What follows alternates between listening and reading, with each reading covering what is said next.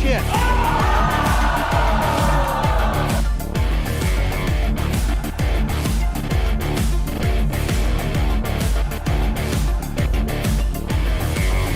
Wow, what a great audience.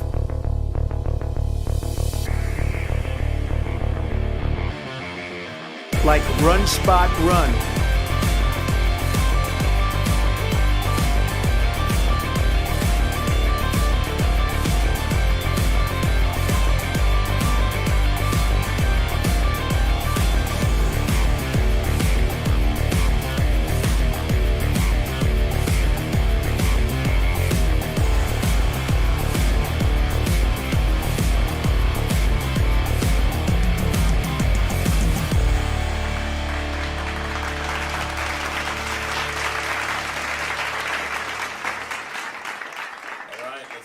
Let's do it. Alright. So previously on Dragon Quest III HD-2D Remake, I got my ass kicked at the end of my stream. The last 40 to 45 minutes of my stream was with this boss. This called named or Hydra, the Hydra. I don't remember him in the original game. I didn't think it would be an easy battle, but I thought I had it. And this fucking clown, man. I'll tell you what. It was brutal. Absolutely fucking brutal. I'm trying to think before I get rolling here. It's going to be a grindy kind of stream, or a grind heavy stream, just because I need at least a couple more levels, at least, just to hang with this clown. I mean, this guy was a fucking bastard, dude, like big time. So, yeah, let me. We're gonna do this first.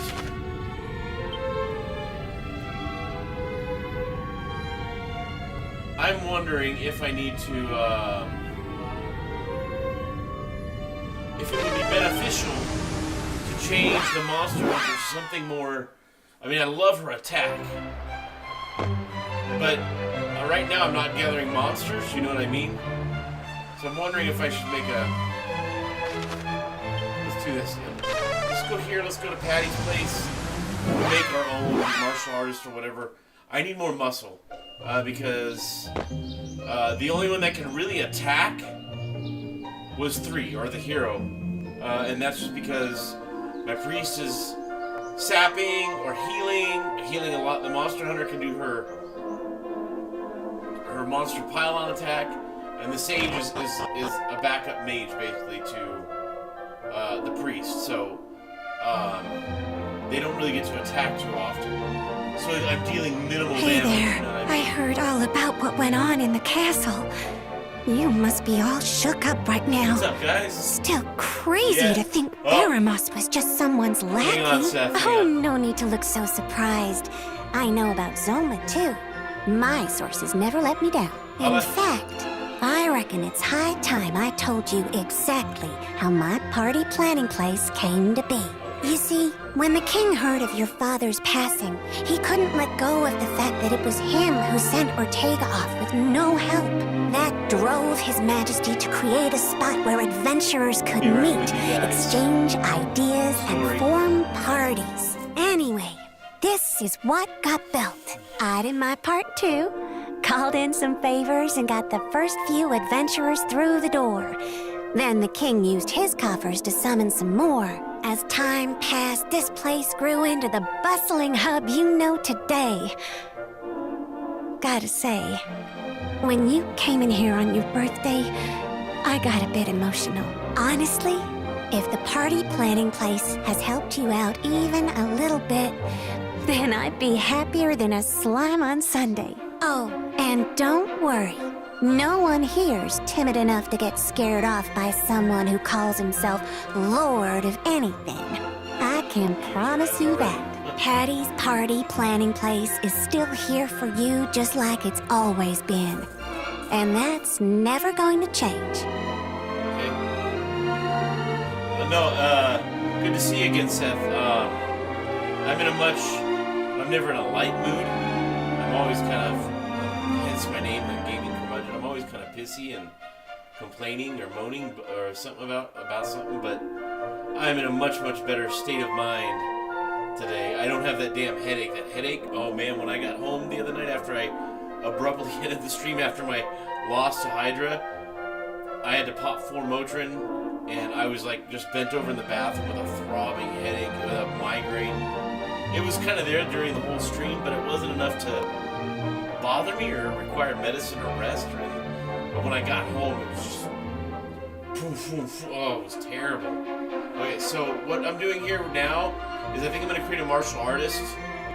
I think I'll keep the Monster Hunter as is, but I don't want to have her. Well, what do you think, guys? Should I have the Monster Hunter just change her job so that she keeps all of the monster pile and stuff, or like, I don't know. Yeah, let's go change her class. That's kind of more fun, anyways. I just hate to lose that level, you know what I mean? She's level 43 or something like that. Now, like I said, I need more muscle. With 3 hitting, the only one hitting in the Hydra battle, I'm assuming the Zoma battle is going to be just as tough in a different way. I don't know. Yeah, I don't know if this is a good idea. I'm afraid to pull the trigger on this. I don't want her to lose her levels. But at the same time, I think, okay, if she keeps all of this, the boulder toss and monster pylon, and then she has spells, or... Oh, no, I don't have the headache today, dude. I'm perfectly fine today. Other than being tired because my kids are back at school and I have to get up at 5:30 to wake them up and get them ready, but, no, I'm fine today. That was on my last trip and I got mad at the end. It was a real reaction, but the headache was kind of exacerbating my reactions.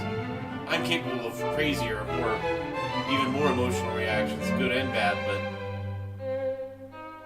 yeah, the headache was not helping. So I'm unsure of what to do here. I'm gonna be wishy-washy here. I feel like I should just go create another character. I'm thinking about creating a martial artist. Because I don't want to mess. I don't want to mess with that. All right, let's just create the character. We'll take her in. We'll grind a little bit because I gotta grind anyways. But the Monster Hunter, aside from the Sage Stone, which let's do this.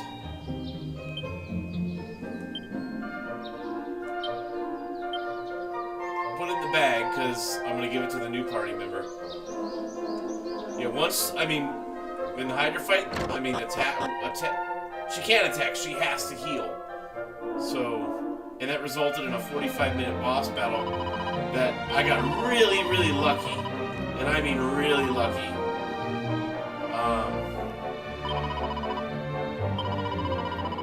At the end, it just got real cheap and took me out.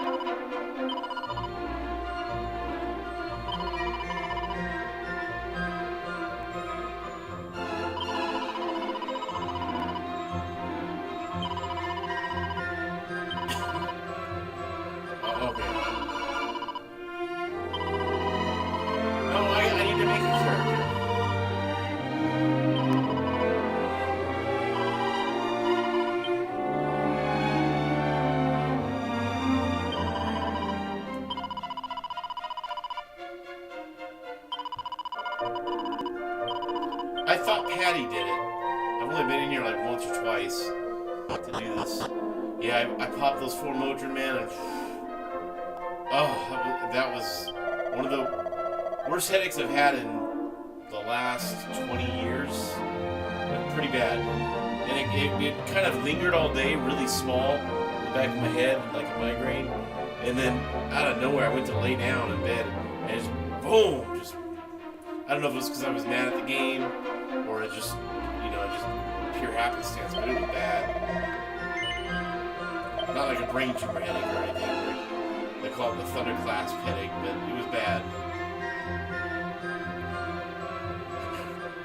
The Motrin took like 45 minutes to kick in, and then I felt okay. And I could feel it like going away slowly, and I fell asleep before it was totally gone.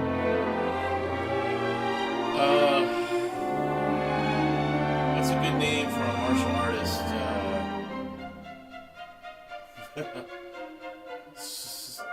Quan Chi.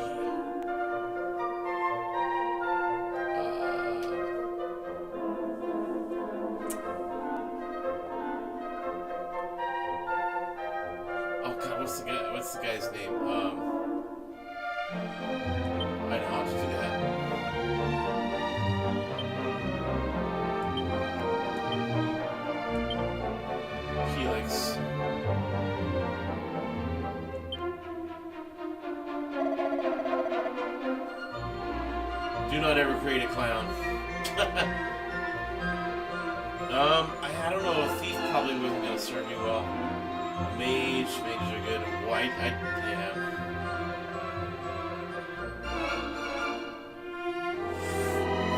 I'm just looking for more power against the Hydra. You know what I mean? Let's do. That looks like. Let's make another chick. That looks like Chun-Li.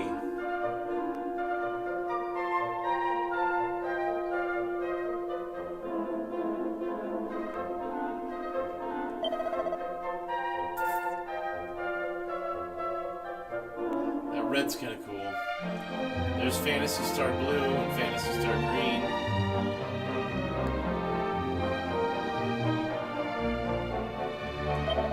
Or white here. Okay.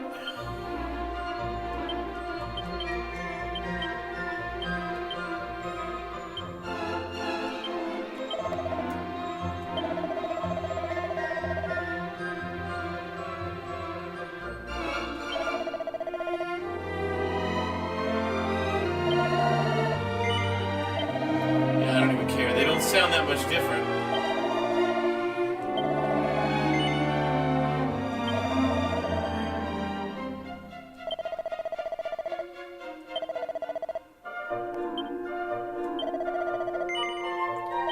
Negative. All right, let's do this.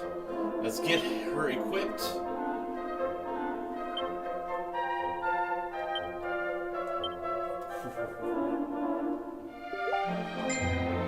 Already getting messages from emojis. Fire claws.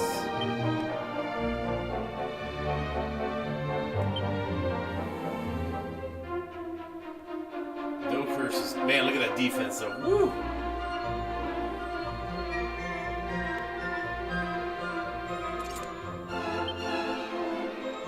I'll answer that message in just a second, guys.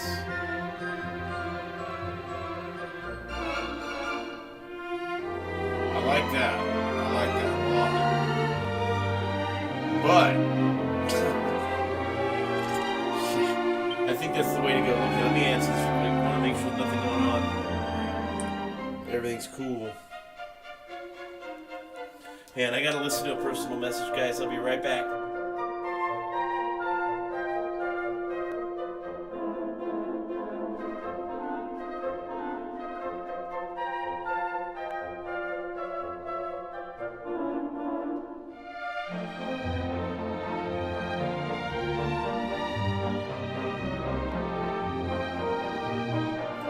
Alright guys, I gotta run downstairs real quick. Sorry for the early delay. I'm gonna do that and go pee and then we'll get this started. Be right back, guys.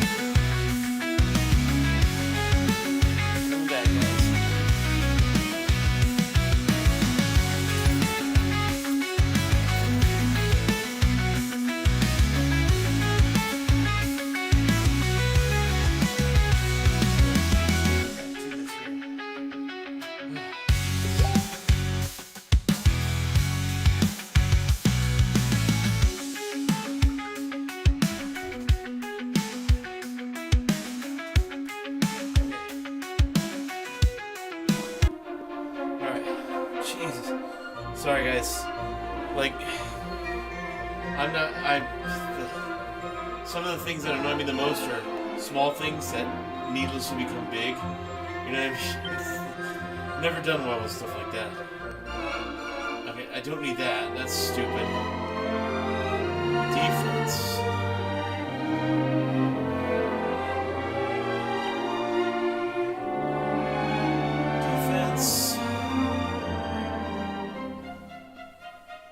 Because the word inner meathead a boost.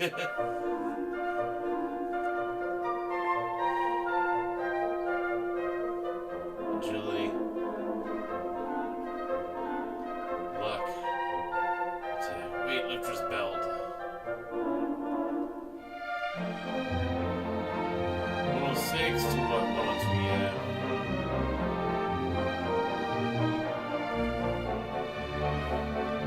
Okay. Put that on. Do I have anything that will make her fast?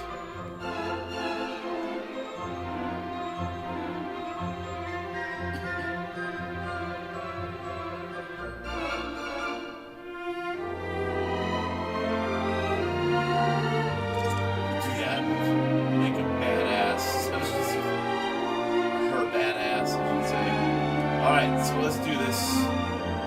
Hopefully she doesn't die. I think I'll go to Slime Hill first.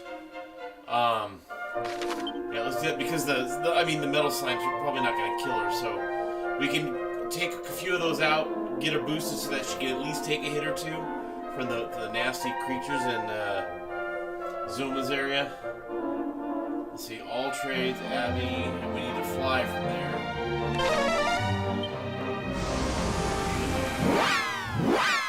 Whew.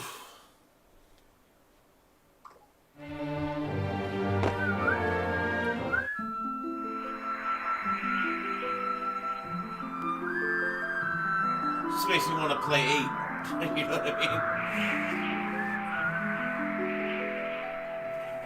There's Slime Hill right there. Make it go to the nighttime.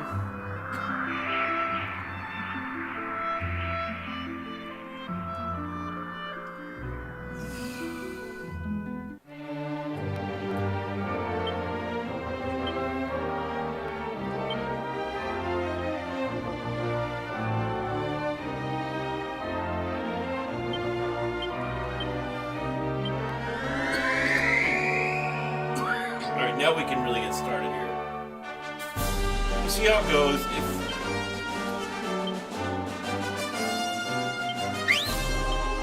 Let's see here.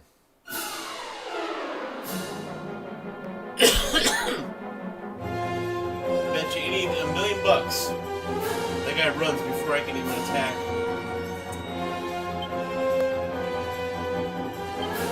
Better put that boomerang back on, man.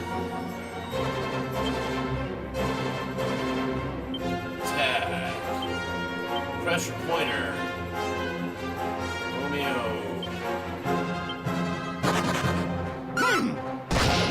This is it. This must be good because I get the small metal slime and kill some of them. I don't expect to kill the liquids, man. These guys run more than 20 King medals ever have at once. You know what I mean? I gotta have Helix. I gotta have Helix follow orders. I can't ever do it once.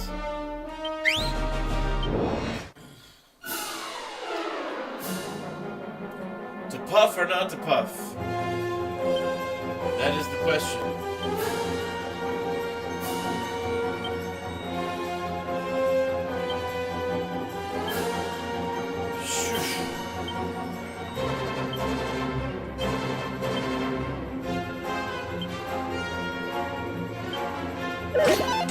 I should have puffed. Now the next time I try to puff, they'll fucking be gone before I can even change into the goddamn dragon, right? Jesus. Here we go again, man. All I'm missing is the fucking heading.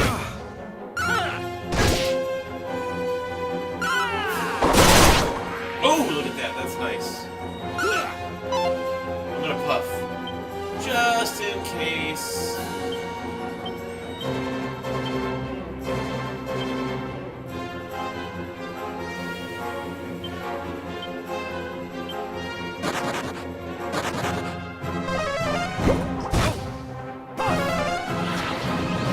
Oh, dude, that would be amazing, Seth. Nothing that'll ever happen. Man, Nelson just never really connects with that attack. Pretty brutal, if you ask me. Alright, because it's a new character, this is still okay. There we go. That'll make things a little bit quicker, at least in the beginning. Leg sweep, flying knee, okay. That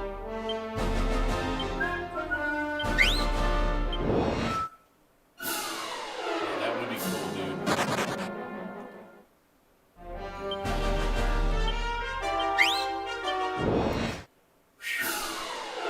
Okay. Gotta fight.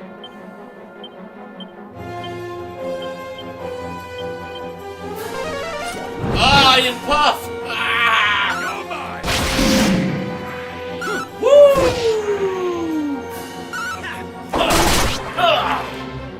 Fuck yeah!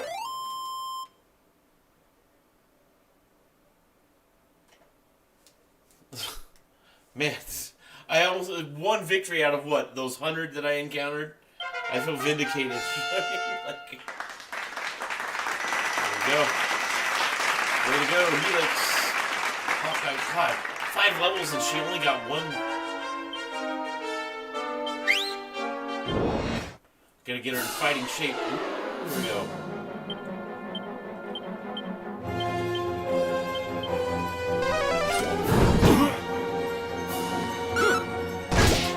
Whack, there's 1. Oh. 2 in a row, you know? Of course.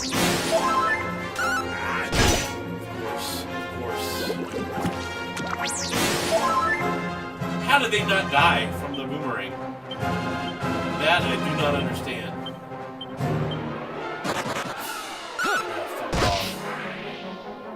Enough! Of course, now it works, right? 100 points.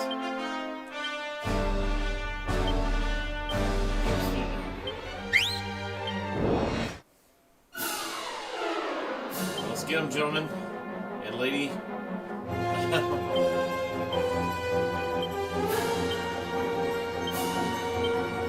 What do these do? Let's see. Special effects. Okay, so it's like she's like Jade, basically. Strike that's an eye on.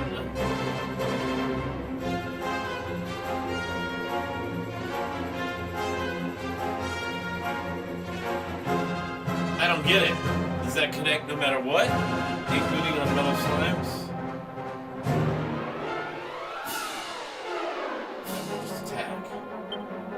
Just attack.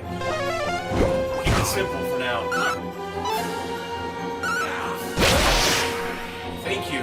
Got 1. So I like that I can lower my expectations and hopes when I have to the party because I just need these little ones, so, you know what I mean? I'm not looking for 50,000 experience points.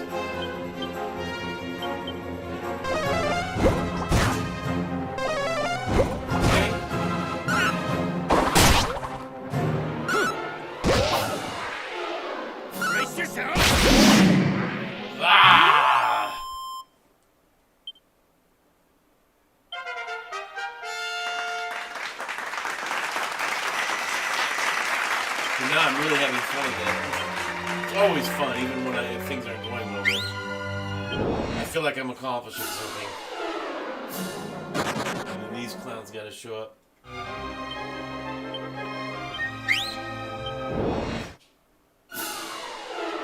Alright.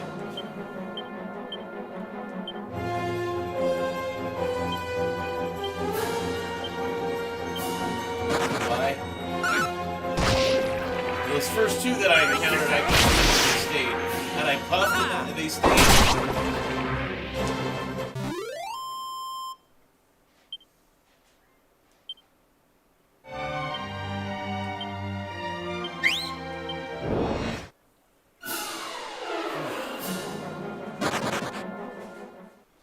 As soon as I feel like she's combat ready, or that she can take a little, maybe a hit or 2 without dying, then I'll head into Zoma's area and grind away in there, because this area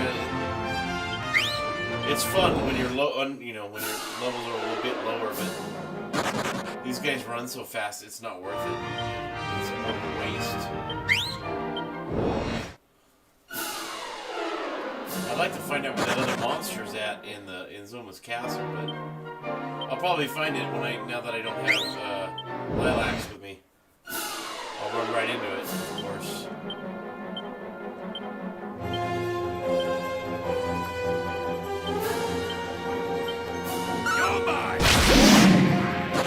Ooh. No!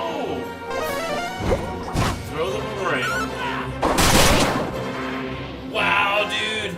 Or was that with the metal guys on the screen? Or that one where you have the 2 metals and a bunch of regulars, you know? Shit.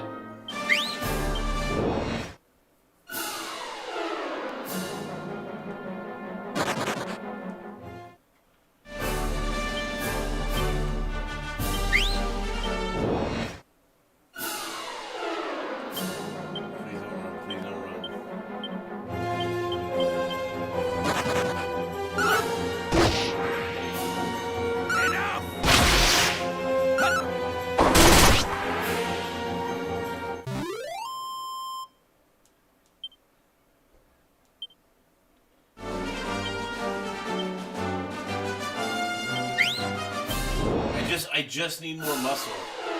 I don't know that. Yeah, I don't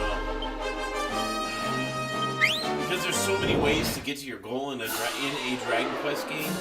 I'm not sure which way is going to be the most efficient, like with regards to time.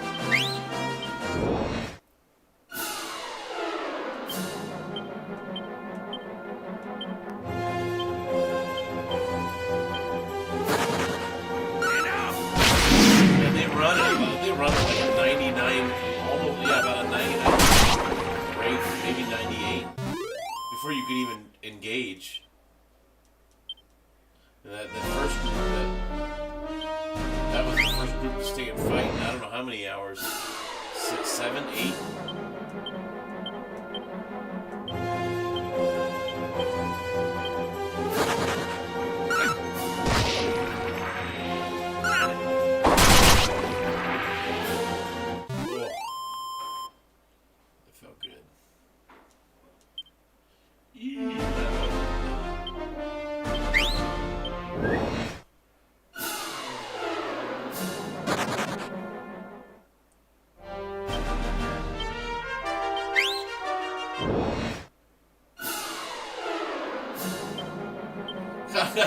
I'm already starting to sigh when that one shows up. It's like, oh, here we go again. And she's like, 97. That's pretty rough. Of course, I'm grossed out. You know me.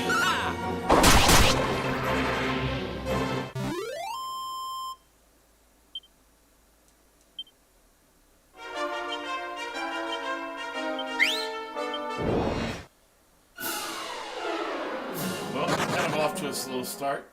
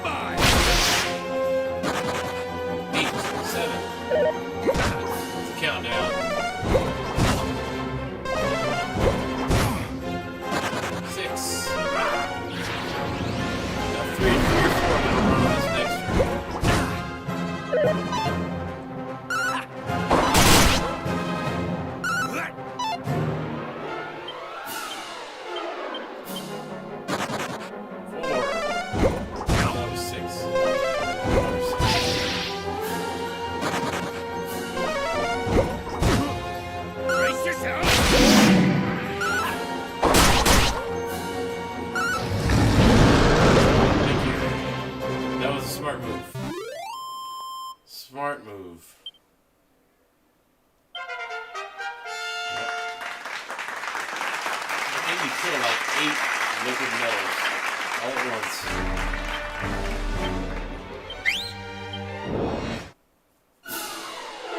Couple more of those, and then we'll head into Zoma Citadel and grind there. Because that's a more, even though you don't get a lot, you know, anywhere from, what, 1,000 to 2,000, at least it's a steady flow, you know what I mean? It's not, and nobody's gonna run.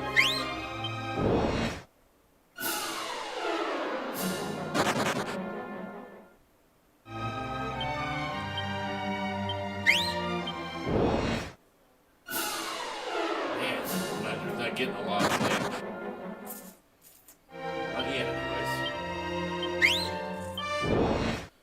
So the remake of East 4 is out.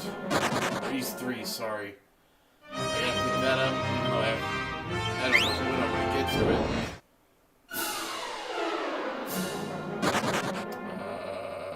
God, I still have some Mario Wonder to play. I've never had a back catalog like this in my entire life. Not once, and that's not a joke. We're gonna go for it. We're just gonna go for it.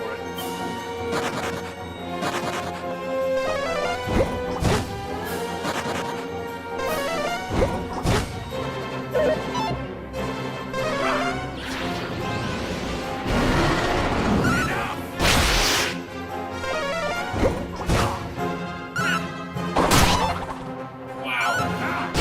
That's really bad.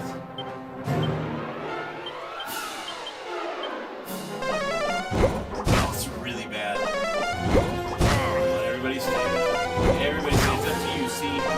Please, sorry. Thank you.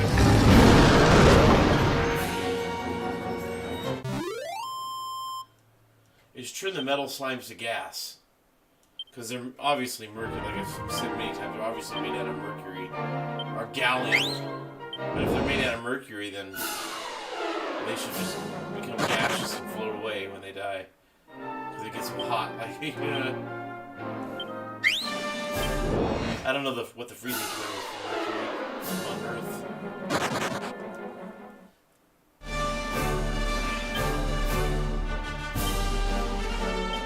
Funny when you think about it, all metals except for mercury on Earth are frozen. It's too cold for the liquids to, or the metals to exist in the liquid or gaseous state on this planet. That's kind of cool. So, frozen. That's pretty cool.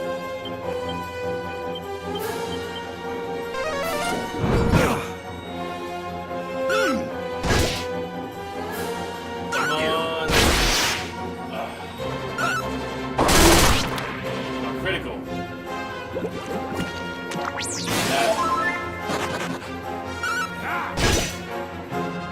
Motherfuckers. Yeah, here we go.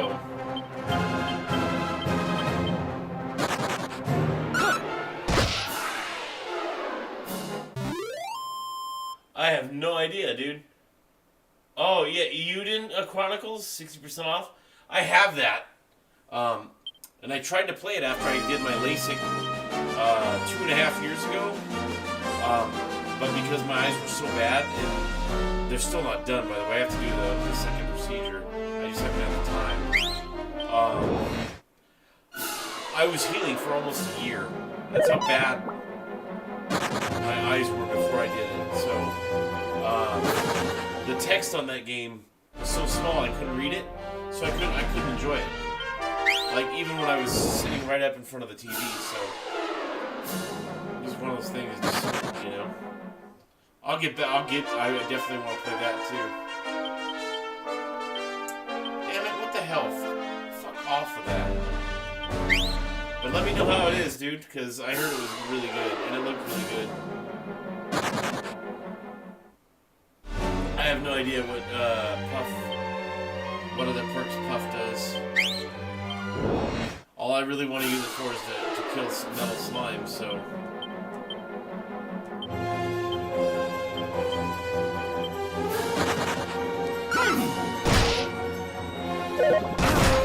Yeah, remember on the last stream I had a couple of days ago, like, the metal slimes were all running away, you know what I mean? It was just man, I couldn't catch a break. Just a little bit of luck. And there'd be like 8 would show up and I'd kill 1 if I was lucky. I gotta be luckier than that.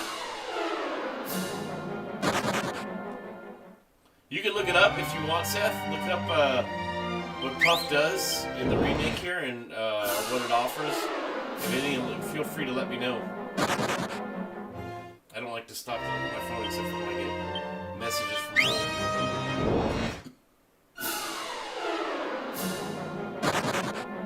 man, she just does not have a lot of hit points.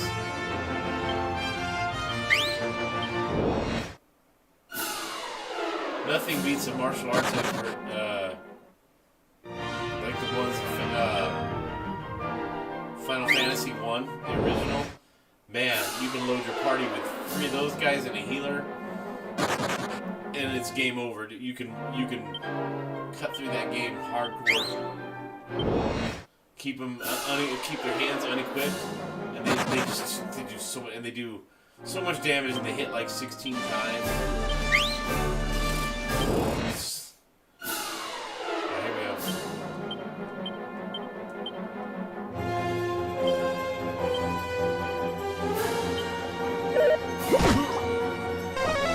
How many do you think are gonna go here? I think I'll lose 6 of them. I have no idea. No idea. I never use it outside of slime battles, and then obviously the slime. I have no idea. I probably will never use it on a boss or anything like that. Like I was saying last time when you asked me, or suggested I use Puff, I think on the Hydra. I don't want to lose control of Romeo and his magic, you know what I mean? I need that he's the backup to the priest, and occasionally an attacker, so that's tough, man.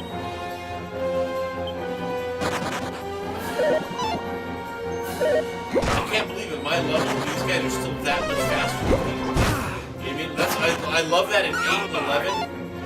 Those are really good things. They eventually don't run from you as often, and sometimes not at all because you're getting faster and faster and faster. So that doesn't seem to be happening here. Okay, cool. So what's the lowdown on Puff, dude?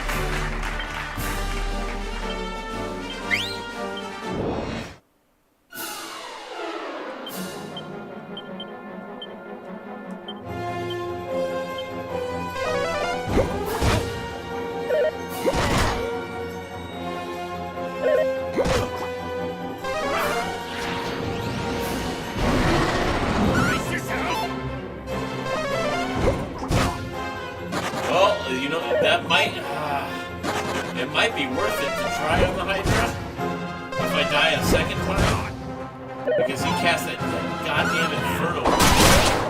Oh, there we go. That thing is Inferno is just a killer. Like all of his attacks are bad, but I mean that one's just really bad. That's what did me in last time. When he left Lilacs alive. Inferno came, that was it, you know. Oh, come on, I wanted 6.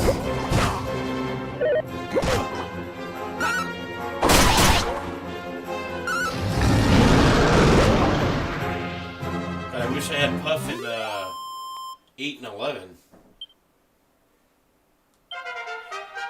There we go. Oh my god, dude, that's incredible. I might have to give it a shot. We'll see. Windsickles, okay. What that means.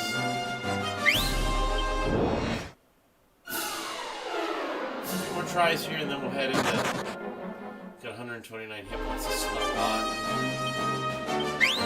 I figured the martial artist would have a bit more stamina than that. A little bit more staying power.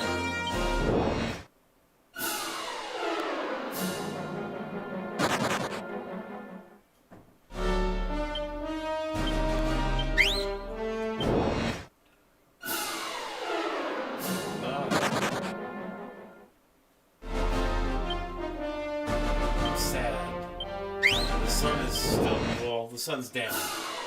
We're probably about 10 or 15 minutes away from dusk.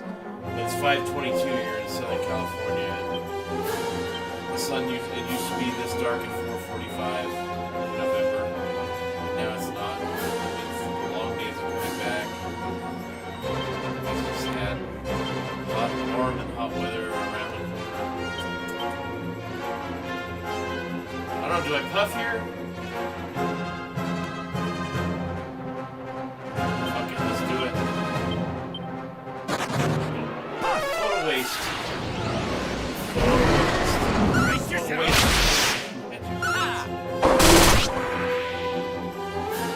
Whatever, not like I can't come back, right? Go heal up and come back. Damn, dude.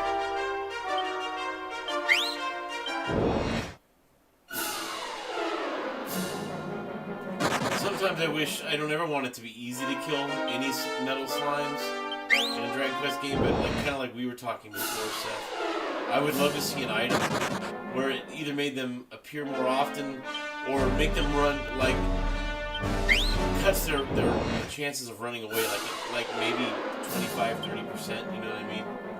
That would be kind of cool. Just a little bit of an edge, you know what I mean?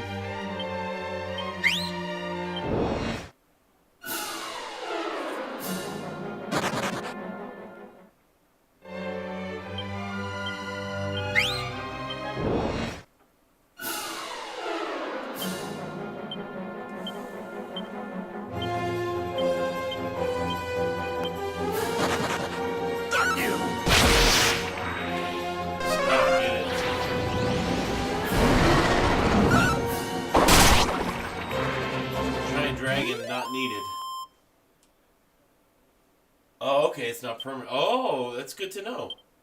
Thank you. That might be worth using. Might be. Oh.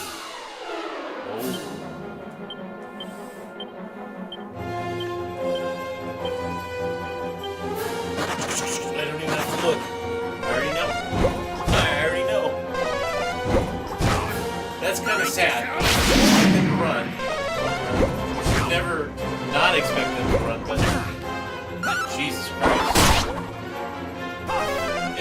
I think it's a little excessive in this game.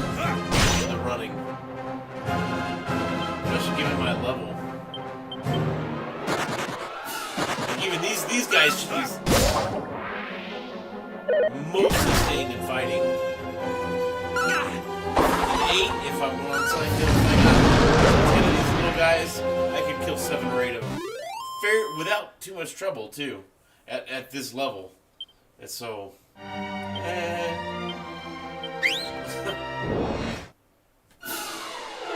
oh.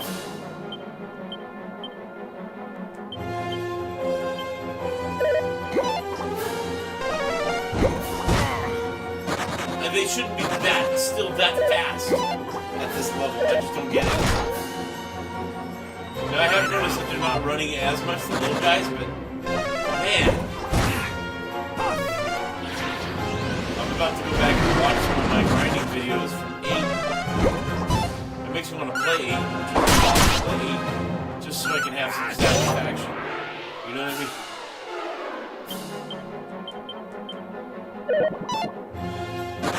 They're all going to be gone by the time he breathes his fucking fire. The agility needs to go to like 500.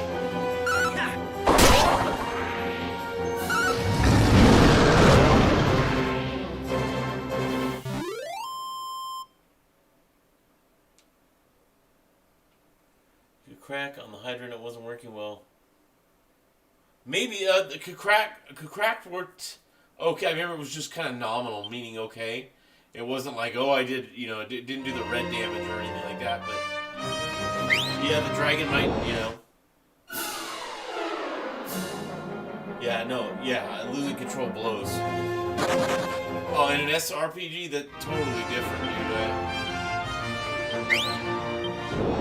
Those are totally different ball games altogether. Some of the stuff I'll bring some of the stuff over from action and turn-based RPGs or traditional RPGs over to strategies and SRPGs, but not many. I mean, you know, I'm an offensive-minded player, but like.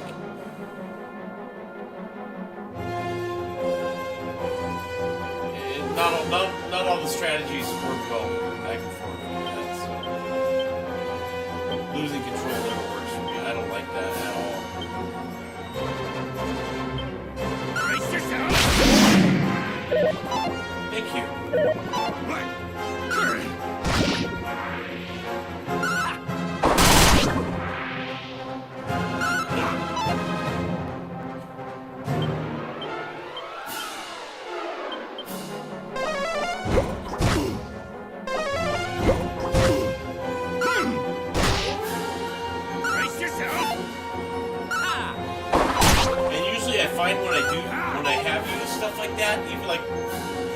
of what's a good example?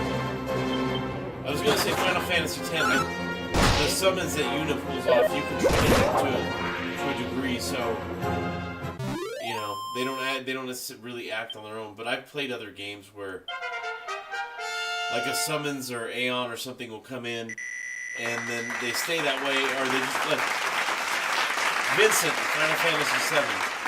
When he uses Limit Break and he becomes that monster, or one of those monsters, like it's like, yeah, that's cool against trash mobs, but in bosses, and sometimes even in trash mobs, losing control of them can cost you the fight, you know what I mean? Or cost you the edge, make things way harder, or draw it out. So, And I love Vincent. Vincent's, outside of Cloud, of course, and Vincent's my absolute favorite character in Final Fantasy VII. I love all the characters in that game, but Vincent is the shit, man.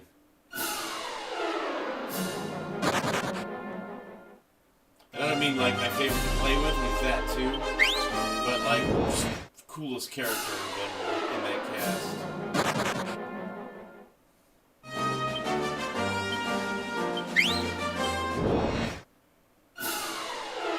Alright, I'm about to head into Zoma Citadel here. Oh, hang on, I got a message. Home. Let's see what this is all about. Okay, yeah. A funny message, okay. My wife said our 5-year-old, she just turned 5, her birthday's on November 24th, so just before Thanksgiving. Sometimes on Thanksgiving, well, it's been on Thanksgiving once. She doesn't have a Thanksgiving birthday again until she's 13. But she just turned 5, and she loves eggs. Like, she's getting into them. She's been into them for about a year. My wife decided to make eggs tonight for the family, because I'm not home. I'm here.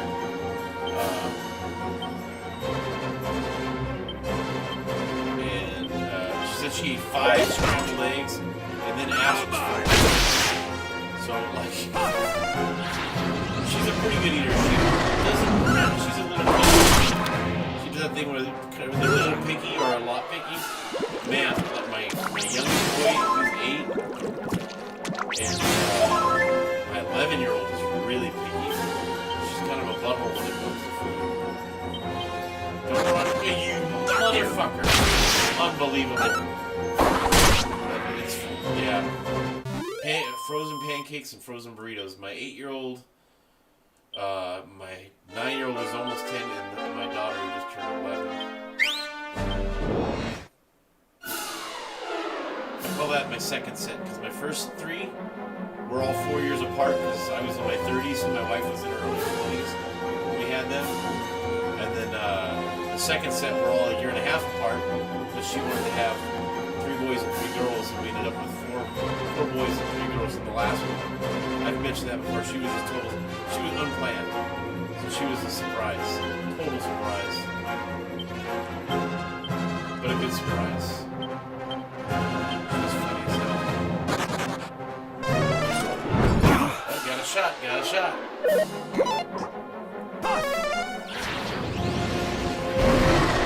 Actually, no, my 9-year-old is almost 10. He's a really good eater.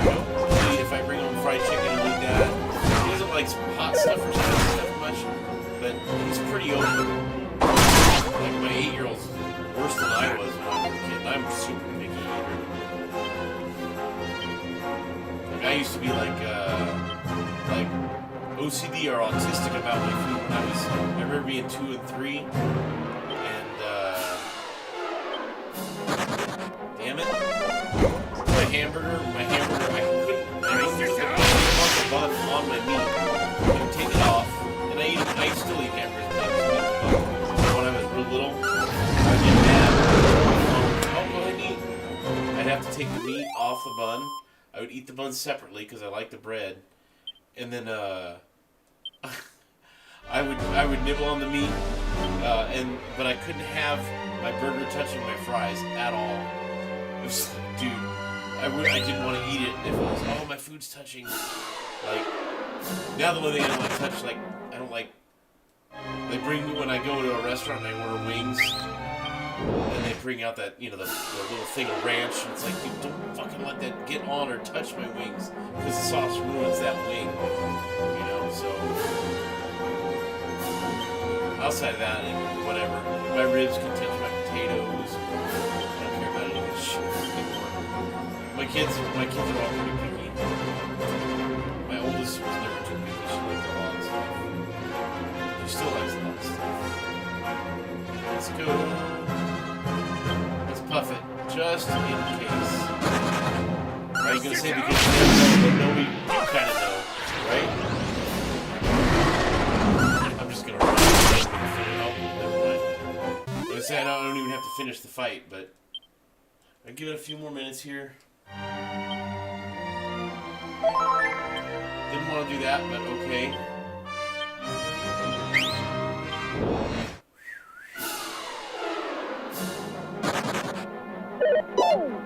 You know what no RPG has had that I really want? Where if you sit around in an area, and I want it to happen in each area of the game, and some more than others. I want to, where if you're just hunting for or grinding for hours at a time, there's like a rare monster, like a boss battle that'll show up, you know what I mean? I think Final Fantasy 13 kind of did that, but it was limited into certain areas, and like they carry that are really hard to get or like ultra hard to beat, you know what I mean? Not quite super bosses, but like almost like a super mini boss, I guess. And then, either ton of money or like crazy gear or accessories, you know what I mean? Something like that, or they unlock, they drop a key that unlocks some kind of like endurance dungeon that has a bunch of cool shit in it, and gnarly monsters. What game did that? Sort of, Rygar on the PS2. I love that version of Rygar. I love the NES one too, but they had that hidden dungeon, and when you go in it starts playing the NES soundtrack. Oh man! And you think it's I'm gonna clear out this floor, the second floor. Oh, maybe it's got 5 floors, 10 floors. It goes on for like 50 fucking levels, and it just gets harder and harder. And you're leveling up the whole time, and it's addictive. So even though you die a lot, in the process of mastering the dungeon or getting through it, you're getting all kinds of money and gear and experience, and then you get that satisfaction of beating it. That's like, oh man.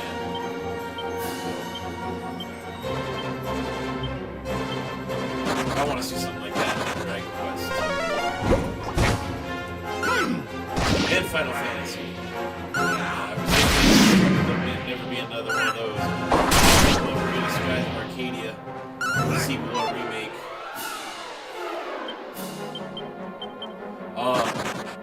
Damn, dude, that's brutal. Sega likes to say 3 fucking points. Sega goes, well, the story is finished 1 through 4. Yeah, but you could start another story. You could go back to that solar system.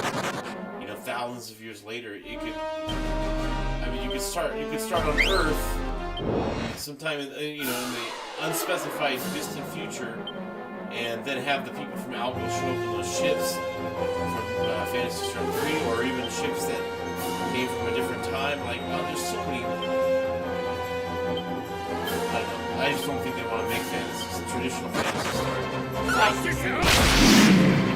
And now it's one.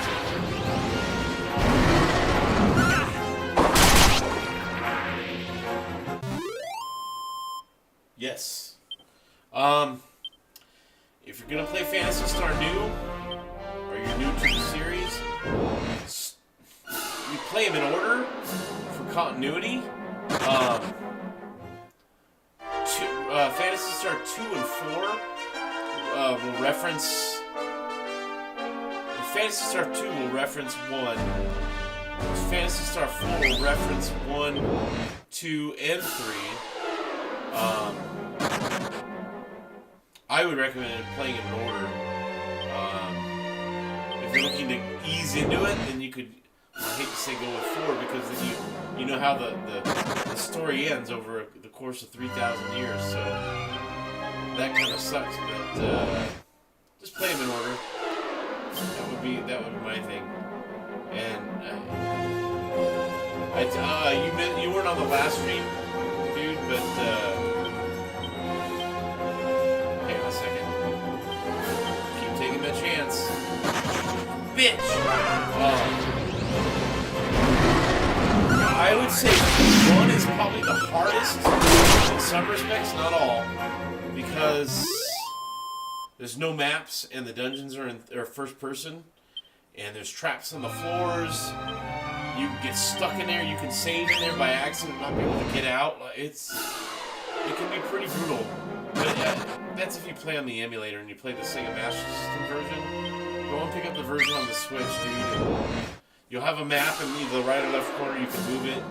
You can, you know, it functions like it's an emulator. You get a lot of cool options for graphics and full sound, and it's nice. It's my favorite version of the game.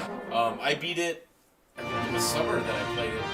It's already been probably at least 4 or 5 months. I have to go back in my YouTube account and check, but I beat it in 2 streams. It was like 9 hours, and I'm not a speedrunner. I've been playing it for almost 40 years, and I know the game mostly backwards and forwards, so I knew where to go and how to get, you know, I knew where I could go early and, you know, to kind of break sequence and stuff like that, so. Well, I have that advantage, but when you have the maps, you can enjoy going into the dungeons and exploring while you're leveling, because it has a pretty high encounter rate. But what makes the first game the hardest, in my opinion, is the lack of maps. With the maps, Phantasy Star 2 hands down is the hardest. Even if you had the original hit book that came with the Genesis box. Oh my god, nice. Those dungeons, I mean, they're awesome in a great way, and they're also incredibly horrific. Like, and I mean that in a respectful way, not necessarily a pejorative way. It's just fucking hard. The pacing of the game is awesome, but you talk about a grind-heavy game, Phantasy Star 2 is it, man. I laugh when, not even younger people, but even older people that have never played Phantasy Star, they hear me talk about it, or they somebody else they know, oh, somebody said play this, you know. Oh my god, you know, they bitch about the grinding in today's game, which almost doesn't exist unless you play on hard mode in a game like this. Then yeah, because it's old school, but yeah, they play 2 and 3 is pretty tough because you don't have maps at all, even in-game maps. 4, the dungeons are big, but they're forgiving. The difficulty of the enemies is somewhere in between old school and modern.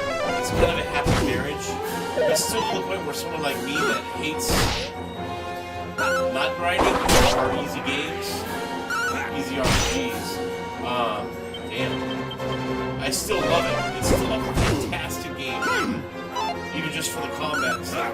But it's not so bad that you have to really grind. If you just played Phantasy Star 4 from beginning to end and you fight the fights that the game puts in front of you, even if you run 30% of the time, you're still going to be in decent shape to kill all of the bosses, except for maybe the last boss.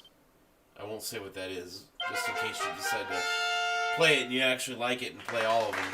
But you can get through them, and for grinding, it certainly helps you, but it's not necessary. Unless you like, when I don't stream and I play offline in an RPG, I buy everything in the new town. Even if they're incremental upgrades, I go, dude, I'm gonna get that. I'll have an easier time grinding in the next spot. But you know, that logic. Right? But yeah, I would play them in order, dude. You're a story guy like me, so I mean, it's not absolutely necessary, but the continuity of it makes more sense. It's more fun when you get to Phantasy Star 3, and especially 4 when you... I don't want to say too much. Because the story in 4 is... I can imagine in a remake if they fleshed it out and expanded on it. The ending of 2, I think, is my... It's probably tied with 4 for my favorite ending in the series. There you go. He's gonna run, right? Oh, dude, I got him! I'm gonna get him! Alright, I'm glad I puffed. Yeah, Phantasy Star, at least in my opinion, is just incredible. If you play it, and you've no need for like 30 years, so if you play it, you'll know why I play the way RPGs the way I still play them today. I gotta grind. I gotta get, you know what I mean? Oh shit! I'll applaud early for that one. See, for the next 2 to 5 minutes, I'm gonna feel vindicated by that one liquid metal slime kill, even when the next 40 run away. I'll be like, oh, all right, you know. It's kind of weird like that.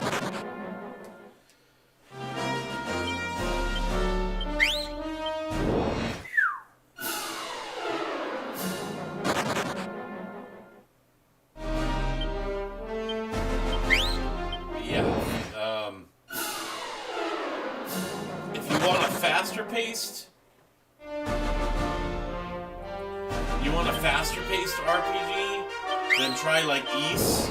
I know I've told you about Ys before. It's action-based. They're hard, especially the early games.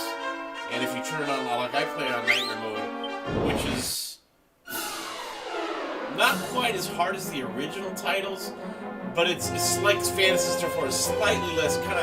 It's a marriage between the old school and the modern or new school. You have to play it to know what I'm talking about.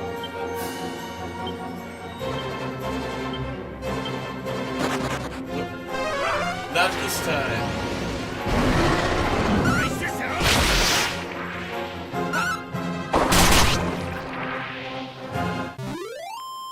Outside of that, for like... Now, do you want a short RPG or like a good 40 or 80 or even 100-hour adventure? That's... Because then I'll recommend different things.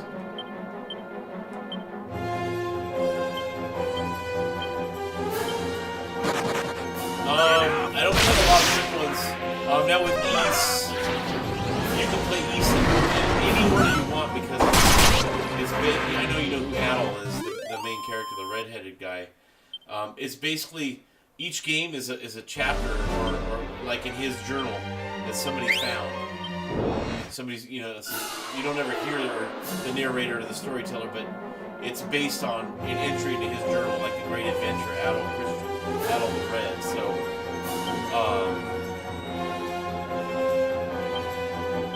you can play in any order, and the games 1, 2, 3, all the way up to 10 don't take place in chronological order.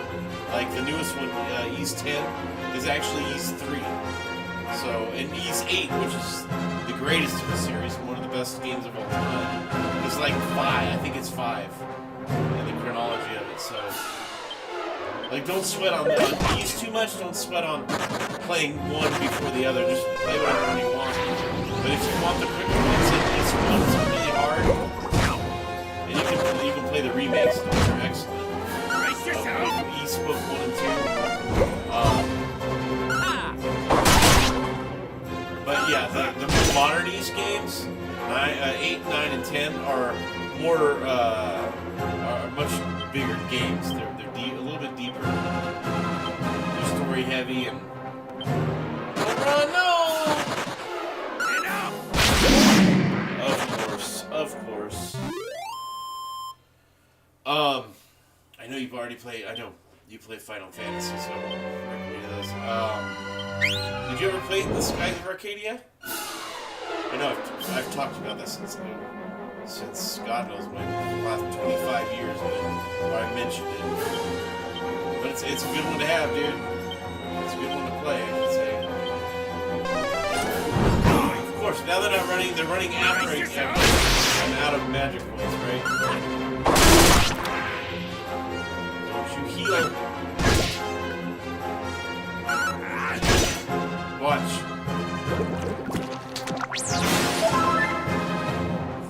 Fuck you. Fuck you. Come on. Goodbye. I have no magic points for Romeo, right?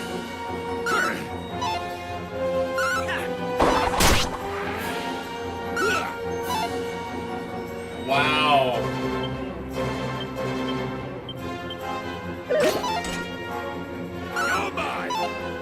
Unbelievable.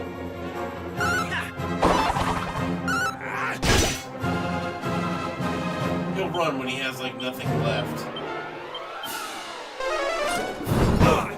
What'd I tell you? Brace yourself!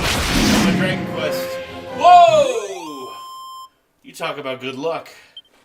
Woo!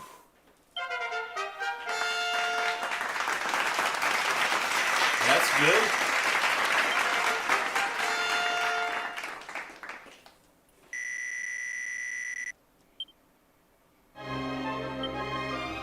This is pretty fun.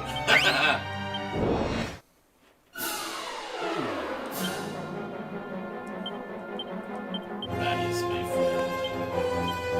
That's not nice. Nice. Got you! He just a huge Star Wars fan, but episodes 4, 5, and 6, everything else is trash. Varying degrees of trash. Rogue One I actually kind of liked because it it wasn't a great movie, but it had a certain tone to it that I thought was really cool, like a more somber, or I don't want to say adult, but a grittier tone. And Star Wars doesn't have to be rated R or ultra violent or anything. I would love that. Don't get me wrong. That would be amazing. But like, it can grow a little. I think it's silly to do that. But I don't think Star Wars will never be good. Ever. Especially with the leadership they have right now.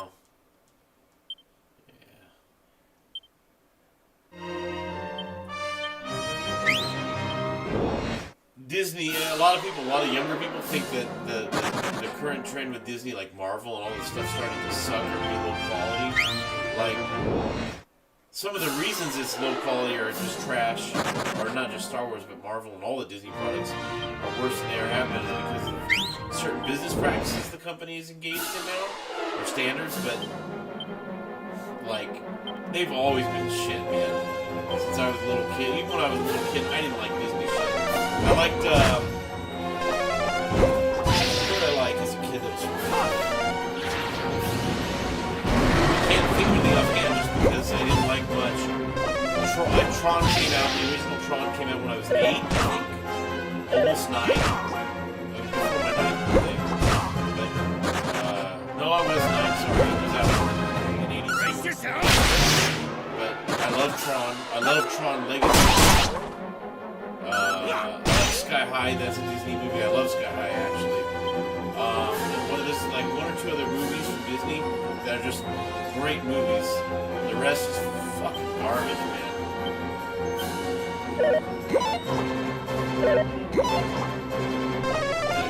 Part of it is a business owner and an older guy, and I laugh when I see these Marvel and Star Wars and other Disney stuff like bombing and bombs off. Because it's like, and we all know what the problem is. It's like, what are you thinking? You know what I mean? Yeah, dude, Disney's trash. Disney's trash, Seth. Now, to be fair, I'm not, this isn't a put down, but when I was, and I hate to say this because I swore I'd never say it when I was your age, but when I was your age, like, I would have just, like, I really didn't like Disney stuff then either, but it was kind of that, like, oh, you know, I'm 17, oh, fuck Disney, you know? Like, not rebellious, just attitude, I guess. And there's nothing wrong with that. But, like, it's just, they suck, dude. You're absolutely right. And my dad worked at Disneyland. He used to tell me or ask me when I was little, hey, big guy, they used to get free tickets to see Disney movie premieres in Lincoln Theater. I don't know if you've ever been to Disneyland or if you live near it. But there's a movie theater up near the front of Main Street called Lincoln Theater. I don't know what they play in there now, but they used to show movies to their employees and their families, like before they came to the theater, and we got to go for free. My dad flash his employee card or badge or whatever he has. Oh my god, I got him. Fuck, I guess I should be distracted, and when I'm not paying attention, I win. Hell yeah. I went and saw a few of them, but most, man, they sucked. And then by the time I was like 6 or 7, my dad was like, same thing, hey big guy, they got a movie, such and such movie coming out. Let's go see it together. No thanks, Dad. You know? Not interested. We'll puff this. And then he would be disappointed. He would take my little... I have 2 sisters. One belongs to my dad. The other one is my stepdad. He would take my oldest sister. And sometimes my youngest brother. And they would go have at it. They thought it was great. My dad and my mom, you know what this is a kid. That's right, when I was a kid I liked The Rescuers. It's a cartoon with like mice or something. I forget. I loved that movie, and I haven't watched it since I was a kid, so I don't know if it's really any good.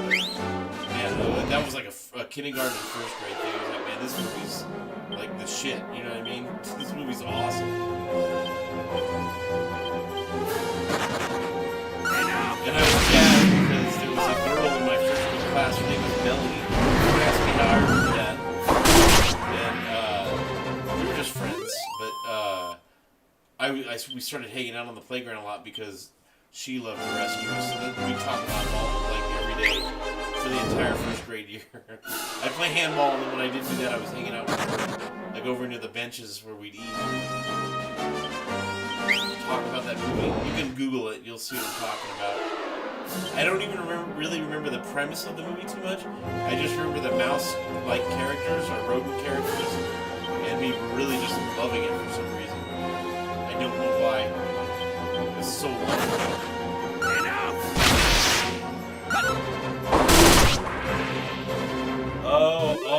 Yeah. I would say, I mean, and you have a lot of life ahead of you, Seth. I would say do this. Sometime before you're 30 or before you have kids. If you get the opportunity to go to Disneyland and experience it once as a younger person without kids, and then once go with your kids so they can have the experience, and you can have the experience of taking your kids to Disneyland, that's kind of, I don't want to say special, because I grew up around Disney because my dad worked there, so I kind of have a different perspective on it, but I also have that insider's perspective where I got to go way more than any other kid in the, other kids that didn't have a parent that worked there. So, but those go twice. Once when you're young, before you have kids, even if you're married, before you have kids, and then once when your kids are, don't go when they're 4 and 5. Fuck that, dude. Take them when they're between 8 and 10, or 7 and 10. They'll have a blast and you'll have a blast. But the rides, and I love roller coasters, I love thrill rides, I love all that stuff. Disney doesn't have too much of that, and they're quote unquote thrill rides. Go like 25 to 30 miles an hour. There's no loops, no big deals. Space Mountain's cool. I love Star Tours, especially the old one and the new one. They're awesome. What else? The Indiana Jones ride is okay. It's worth at least once. Haunted Mansion's always nice. But even the best it has to offer isn't worth the wait. And the park is, and it's always been like this my entire life. It's nice. It's always oversold. It's always way overcrowded. The food in there sucks. They don't let you bring food in. And the food in there, a hamburger will cost you, literally, just the hamburger and fries will cost you $25.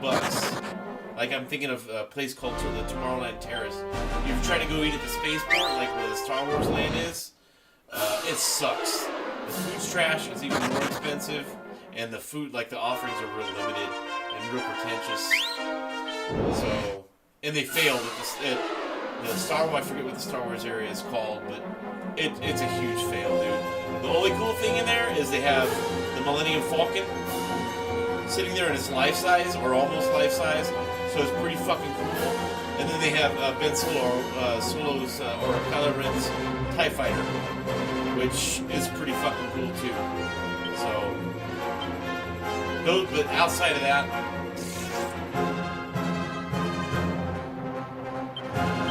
but yeah, it's worth going twice in your life, dude. It's very expensive, and it's very crowded and exhausting. And if you go, I would say if you're gonna go in the summer, because they do a fireworks show and like water shows and stuff like that in the summer, and late spring and early fall. Do that before you have your kids or before you're my age. When you get to my age, it's like fuck, I'm fucking at it. I'm tired. My feet hurt, my knees hurt, my back hurts. My kids are going nuts. They're driving me crazy. You know what I mean? Like, it's different. And I'll probably go again when I have grandkids at some point, but I don't have that yet, and that's probably quite a ways away still, so... Oh, come on. Brace yourself! Man! Yeah, it's worth it, at least twice. Well, the cool thing was, when, in 1986, Star Troopers was brand new. I was there on opening day when they cut the ribbon, and they let employees' family members... My dad was working, but he signed me in. Yeah, this is one of my favorite memories in my entire life. And like I said, I lived with my dad without my siblings, but he surprised me with my oldest brother, who's 2 years younger than me. So I wasn't close with any of my other siblings. But that brother and I were like, we were chummy, so all throughout our childhoods and even when we were teenagers. So he wouldn't pick them up. He said, my dad lied to me. He said he had to go to work, and they called him in. And my brother lived like 2 hours away. He brought him back, and I was like, well, cool, he's all in. And then my dad said, well, that's not all. We're also going to go to Disneyland tomorrow, and you're gonna ride the new Star Tours ride. And he said, on top of that, he said, families get to go in like a half an hour early before the park opens. He said, you can go to the front of Main Street, where they have, you can only go so far before the park officially opens, and they cut the ribbon of the day or whatever. I don't know if they still do the ribbon. But, and he said you can go right into Star Tours. Me and my brother walked in, and it was kind of a double-edged sword, because you can see it on YouTube if you've never seen what Star Tours is like. And if you're a Star Wars fan like me, and you grew up with the original trilogy, it's like a spaceport while you're waiting in line. But my brother and I didn't have to wait in any line. So I missed, like, the first time through, I missed all that, you know. I couldn't stop to take it in, because people were running behind us and pushing and shoving. And this was the Disney family, so. And then the public, by the time we got on and off. We got back in line, and it was already a 2-hour wait. But we got back in line again, and then we were stuck in an hour, like, inside in the spaceport. All the aliens are in there. 3PO and R2 are in there. And they speak when they do the flight announcements in the spaceport. They do them in English or Galactic Common, and then they do them like in some other Star Wars language. It's really cool. I can still hear it in my head. And there was some funny stuff in there too, like when they give you instructions on how to ride the ride, because it's a motion roller coaster. It's not a real roller coaster. So they did a pretty good job with the humor in that. But like, that's probably the best at Disneyland for me, just going like Star Tours. But yeah, that was a cool day, man. Like, me and my brother rode it like 3 times. Because my dad worked like 12 hours, so we just stayed at the park. He gave me, mind you, this is 1986, so I was 13, my brother was 11. He said, watch your brother, and I did. He was with me, I didn't let him leave my sight. And when we weren't at Star Tours, we didn't go on any other ride that day. We hung out in the arcade that was, it's no longer there. These days we had arcades. In between Star Tours on the right and Space Mountain on the left. And my dad gave me $200 and was like, you and your brother Corey can eat. And I'll come and get you guys in the arcade at I think it's like 6 or 7 in the evening, and we'd watch the clock outside by Small World. There's a big clock on top of that dumb ride, and then yeah, the neck came got us. It was awesome. No, I wouldn't do that now. I'd be like, I don't want to hang around for 12 hours while you work. I don't care how much money you give me. I want to go home. Like, I got games to play and kids to take care of, business to run, and I'm tired. To top it off. You're mine. That's more of a Knott's Berry Farm and Magic Mountain is my favorite. Nothing beats Magic Mountain.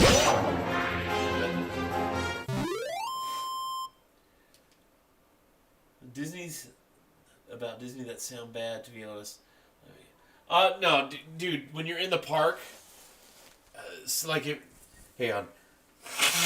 I still have stuff in my right sinus from that cold and that flu 4 weeks ago and 8 weeks ago. Probably from the flu, not from the cold 8 weeks ago, but or whatever it was. I think it was COVID. Anyway, Disneyland is. I mean, we've been there the last 2 years ago. I think we went. We took my small kids. We didn't take the big kids. Just because it's way too much money. It's for families. It's a safe area. Like if you lose a kid, they look for them and they lock things down. And if your kid goes up to, they call it City Hall at the very front of the park. They can say, oh, and then you'll hear, oh, well, the parents of so and so go up to the front of Disneyland, the happiest place on earth, or whatever. And your kid will be there waiting for you and crying and thinking that you're never gonna see it again. But it's safe. Everything's family friendly. I mean, there's always assholes no matter where you go. You're old enough to know that. But outside of that, and oh, by the way, Great Wolf Lodge. I love that place. We go to the one in Garden Grove, right close to Disneyland. It's about an hour and 15-ish, 20 minutes from where I'm sitting right now. We went there every year for like 3 years. We took a break this year because every time we went, it's almost like when you, I don't know if you're familiar with what goes on cruises, but, not the bad stuff, but, everybody that goes on a cruise either gets sick during the cruise, with vomiting, diarrhea, like traveler's diarrhea, or you get, like some cold or flu or COVID. Or you get it when, like, a week after. My friends that are all around my age, they take a week off for the cruise, and they take a second week after that off of work so that they can be sick. And they always get sick. That's part of the planning. I'm never well, there's a lot of reasons not to take a cruise, but that alone would stop me. Even if cruises were totally safe and super affordable, like, no thanks. No, thank you. But that was happening to us at Great Wolf Lodge. We were getting, they weren't colds, it was at least the flu. I don't know that I caught the cold from there, but I think I did, in 22. We went in November of 22. Fuck!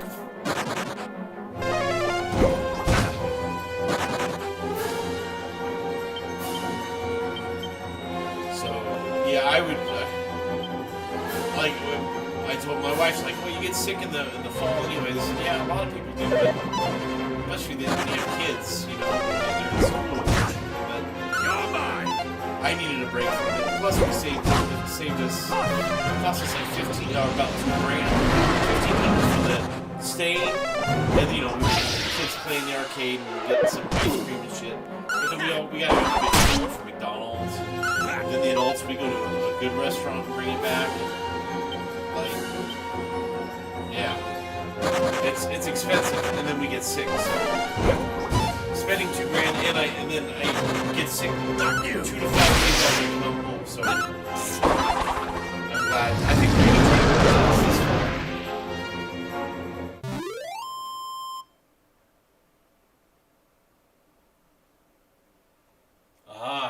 no. Yeah, Great Wolf. Well, it's funny because my wife has the same attitude you do. Great Wolf Lodge is like a really, really, really good or excellent alternative to going to Disneyland or Knott's Berry Farm or Magic Mountain or any of those places where they either have to travel to or spend a fortune to get in. So, you know, and spend the day there. So, absolutely, dude. Fuck you. My kids love it. They sit in the wave pool. And then when the kids get tired, either my oldest daughter, my wife, or I, and sometimes we rotate, take them upstairs to the room. And we usually get that, I forget what it's called, but that room where it's all decked out, you know, and they have like, whatever, the jungle shit and the animals in it and stuff.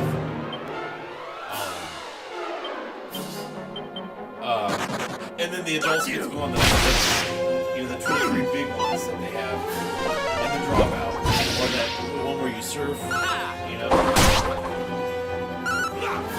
My oldest daughter's top came off of the surfing one because that wave thing hit so hard when they were on the boogie, and then my son-in-law's short like balls and stuff came out of his shorts because he wiped out in the water. You know, the water just hit him and so, but yeah, we like Rainbow Lodge too. Some of it, like the food in there is kind of a rip-off, but I think that you're gonna get that anywhere you go. You know, any kind of amusement park doesn't matter. Come on, man. Fuck you. Yeah, no, see, there's been only a small number of people that have died at Disneyland. I know that my brother-in-law, my wife's oldest brother, their canoe that goes around Tom Sawyer's Island over in Adventureland and near Fantasyland tipped over, and they tried to be hush-hush about it. You know, like and one of the people, when I was a kid that died, my dad wasn't working the day it happened, but one of the boat ropes or anchor ropes around a real anchor snapped. Somebody forgot to take the rope off I don't know what they call it, on the dock that anchors it, and that big rope snapped and cut somebody in half. It fucked them up, dude. And they tried to, like, the Disney didn't want to do the right thing. They were, we'll give you, like, my dad said the park offered them, like, stuffed animals and a free, like, days or weeks pass or something like that. And it was like, dude, you just killed my brother or dad or uncle or whoever it was. They tried to get out of it. They tried to, like, shuck responsibility. And the only other one that two others that I'm distinctly aware of. Both happened in my lifetime, but I was really small when they happened. The first one happened when I was probably not even out of diapers yet. This girl, Deborah something. You can look it up. The ride was called America Sings. And there's no video of it. Which is, not that you're going to watch anything like that, but you can see the incident on YouTube and stuff. The ride used to spin in different rooms, so it would rotate. It's like a carousel. Not like a gamer chair, but a seat like this, you know, like a captain's seat, and do the music thing. And it was for the bicentennial in 1976. Like, it would celebrate America's history and stuff. And a lot of it was really racist, which is funny to watch now. That shit cracks me up, you know what I mean? And like, uninformed. It wasn't, I'm not offended by any of that, but like, it's really outdated. But anyway, the ride operator sat up at the top of the carousel on the back of the outer wall, and there were walls or dividers that separated the rooms, so they're thick, so they were soundproof.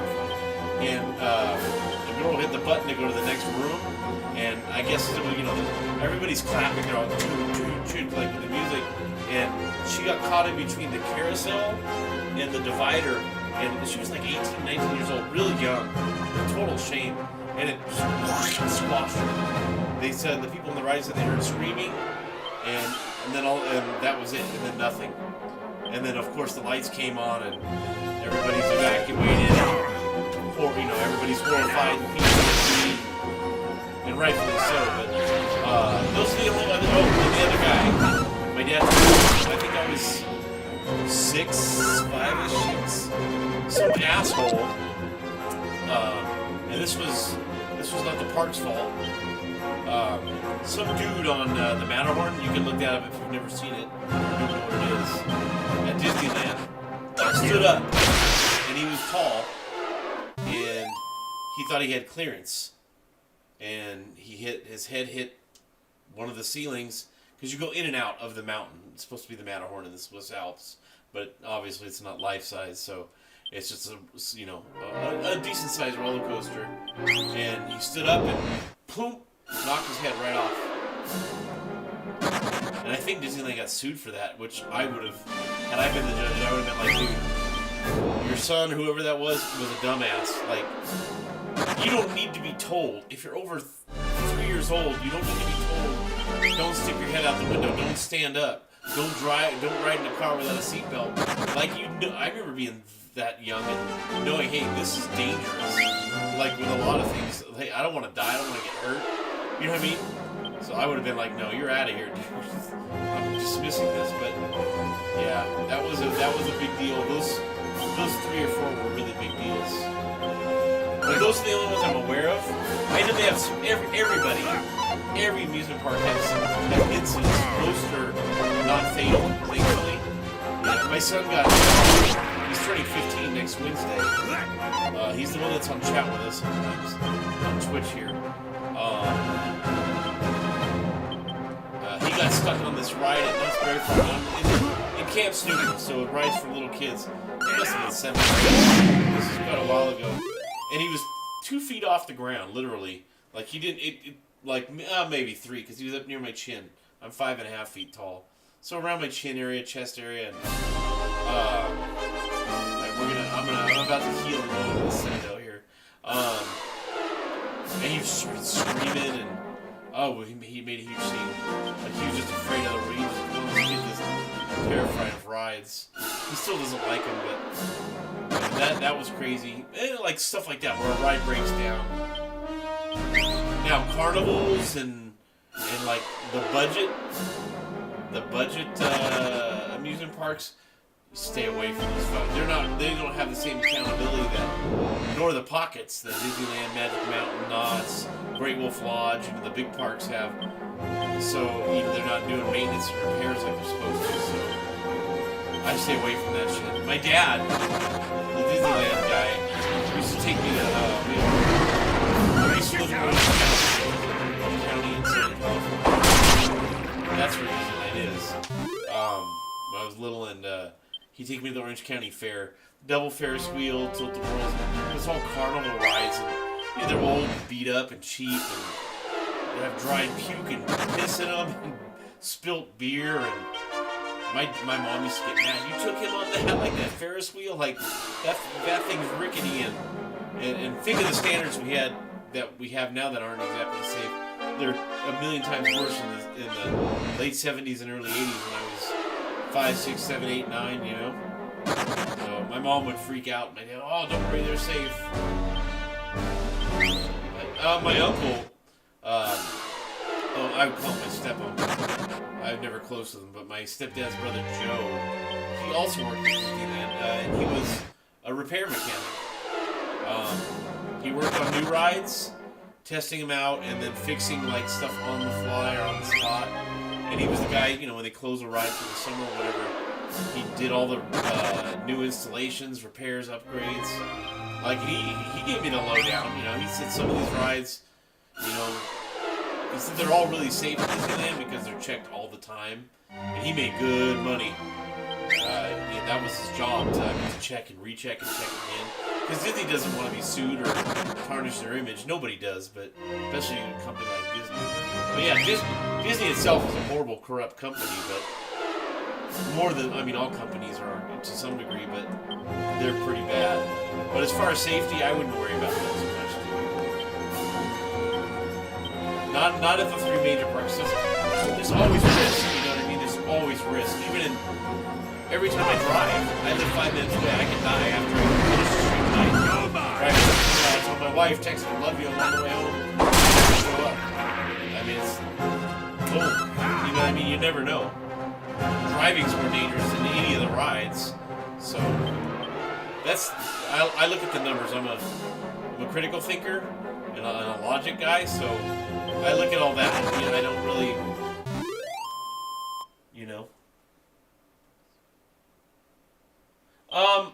I don't know what you heard, but I haven't heard anything like that. I don't know if it's like child trafficking or molestation or something horrible like that. I haven't heard anything like that. And I keep up on the news, and I know the company's history and the park's history because of my dad and my stepdad's brother.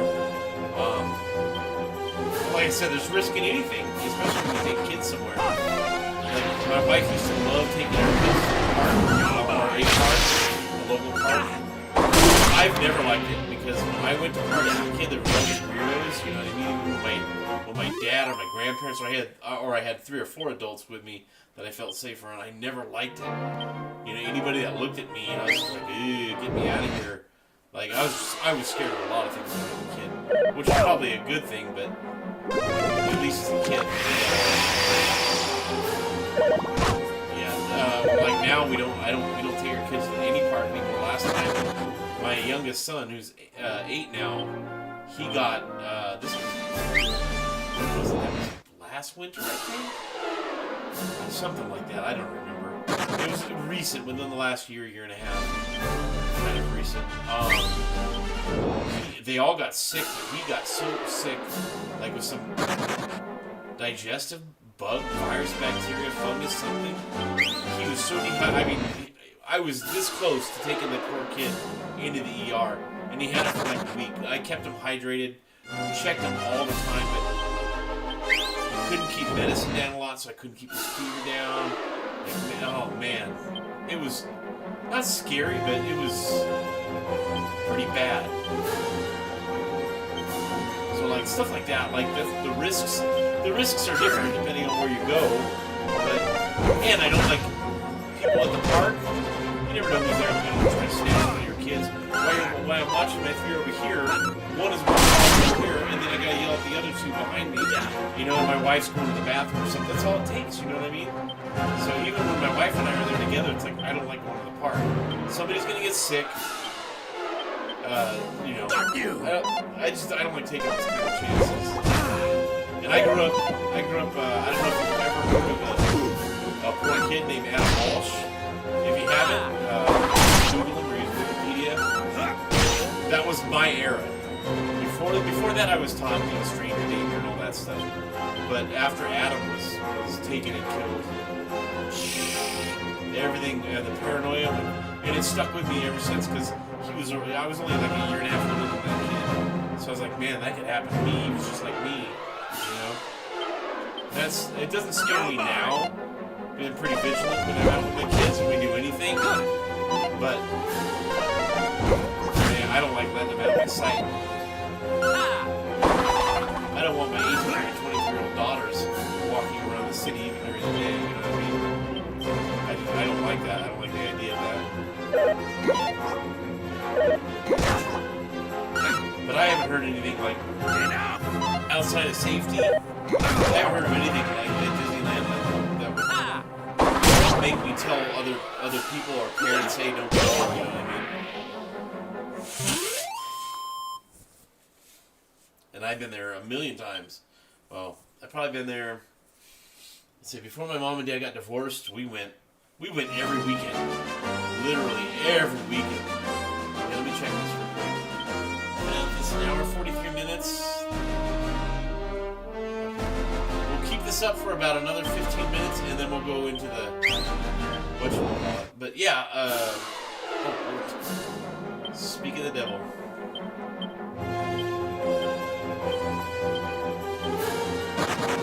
Go ahead. Go right ahead. Like I said, it's really good going, dude, but it's just save your money. Now when you're young, in a few years when it's legal, Vegas doesn't matter whether, I went when I was 13, the first time in 1986, and even though, I mean, the stuff what I can do was limited, obviously, I went to Circus, or we stayed at Circus, which is a family hotel. It was then too. And my dad went out and did adult stuff. Stuff on the street. But he gave me what was it? $100 when I was 13. And said, "You're gonna stay up and play in the arcade?" And I was like playing, you know, Punch Out, Arm Wrestling, Karnov, like all the old school arcade games. Yeah. I stayed in there from like 10 or 11 at night until, like, he said, don't come in the room at least until 6 o'clock in the morning. So So I stayed in the arcade. He said you can go there in the snack bar. Don't go anywhere else. And one of the guys working and one of the girls working over on the overnight shift were pretty fucking cool. They told my dad, don't worry, we'll keep an eye on him, because she worked at the snack bar and he was working at this thing right by the arcade machines, where like you squirt water on a race, like a horse race, to try to win like giant crayons and stuffed animals and shit, which I won, by the way. I took him home with me and then like deflated him and put him away. I mean, I'm a 13-year-old boy, I didn't have to use that. But like, oops. And then when I went again, the next time I went, I was 20. I think I was 22. And man, that was a blast. Oh man, even if you go and you're not a drinker, Brace yourself! you still, it's just Vegas is the blast. And then I went again at 23, 25. And then I didn't go until I got married. Well, we got married at City Hall, but we did the big family wedding, or the big party wedding in Vegas 4 months after we actually got married. So I was 31. Yeah, almost 32 when we. Actually, correction, I was 32. I was about 2 weeks after my 32nd birthday that we went. So yeah. And that was the last time I met. It's been 20 years. The kids want to go there, and I think they'd have fun, but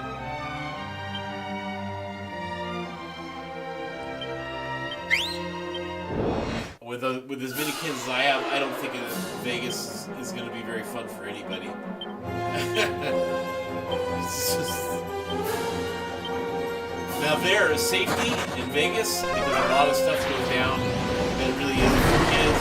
Walking down the street, or taking Ubers and Lyfts or taxis up and down the strip, or you have to walk like the 4 miles up and back. Hey, let's go down there, and you walk because you don't want to spend the money driving. Then you gotta walk back to your hotel after you're drunk, or your feet hurt, or you're tired, or you've been out all day. You gotta go to the bathroom. Like that stuff. That part of Vegas sucks. But Vegas is a blast. It's one of those places when I go, I get sad when it's time to leave, no matter how old I am, because I don't want to go. It's like it literally feels like you're on a different planet. It's like you're in this isolated bubble universe, literally a different universe. Nothing bad is happening. Everybody's having fun. Everybody's happy. Some people are winning awesome food with your friends, girlfriend, or your family. But like, it's just awesome.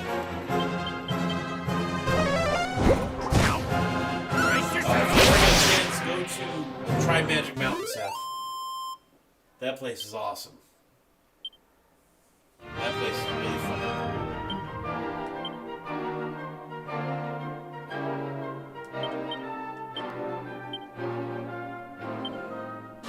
Alright, let's go back. Let's heal up. And then we'll go right into this. We'll go into the Citadel and do some grinding. Because...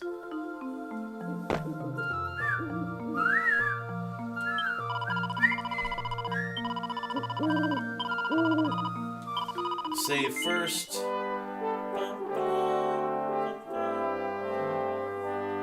think Seth left. That's okay. Everybody's got shit to do.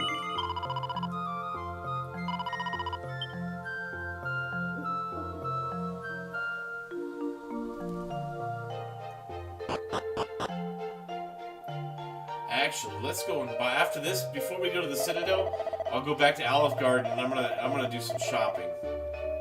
Because I don't have a ton of money, especially for those items. But the more armor I have and the better the better weaponry I possess, the easier that boss fight will be. Because that guy's a prick, like huge, major asswipe.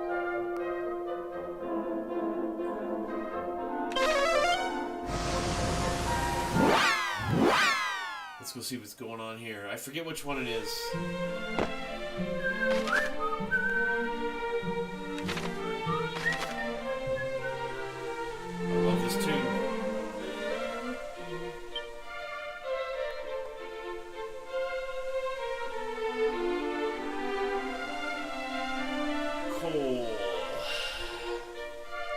Is it Cole? I can't remember.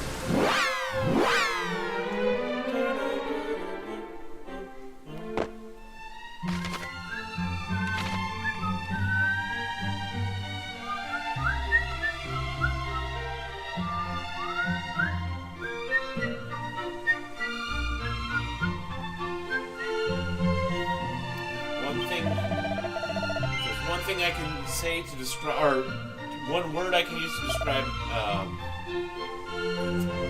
Dragon Quest music is majestic. It's always that way. Zombies, baby. Well, that's because he has that one.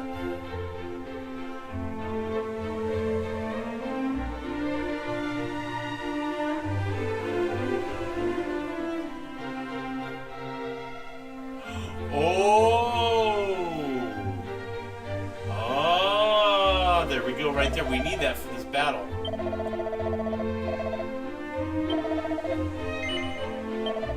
Damn it, I hate to let that money go.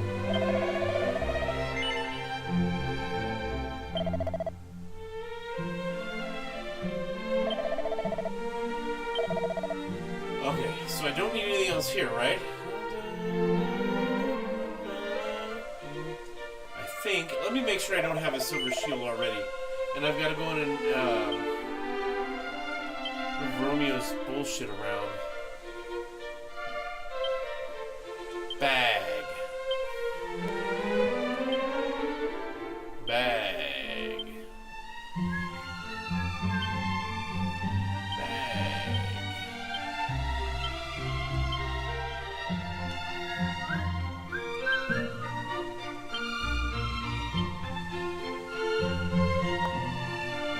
Equipment bag, and we'll go. Fucking want to buy another one. Maybe I should. And then everybody can fucking heal. Ba ba ba ba ba ba ba ba ba. You know what I mean?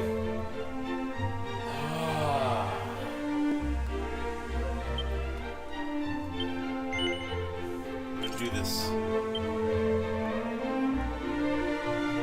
Do I have enough money, or do I need to sell some shit here? Let's see.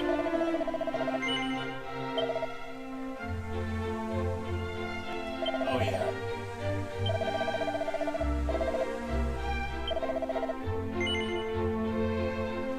Okay. So, that's 3 healers. Okay.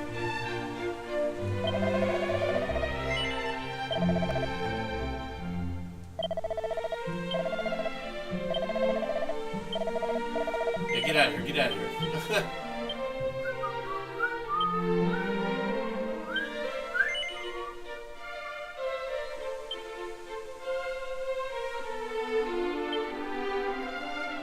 I didn't want to do that, but okay.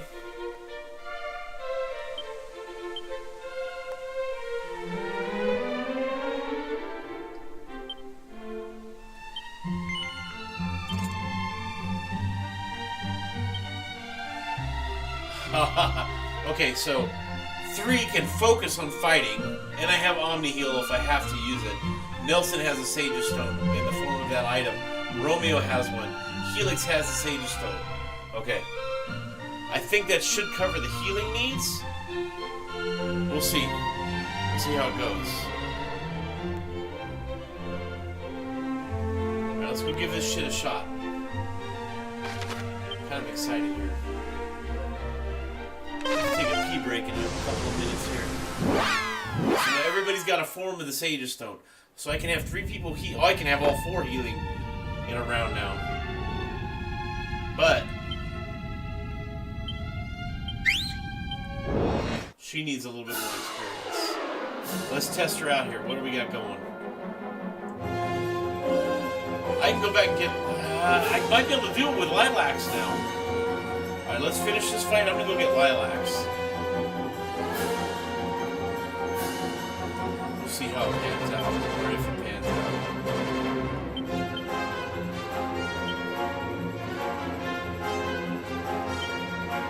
Let's give that a shot.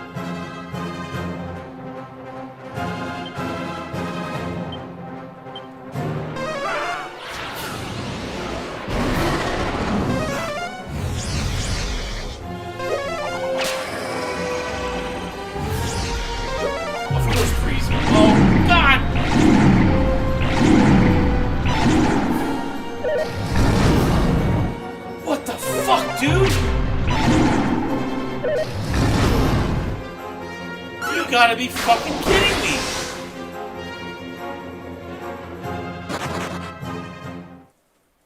Oh, fuck this, dude.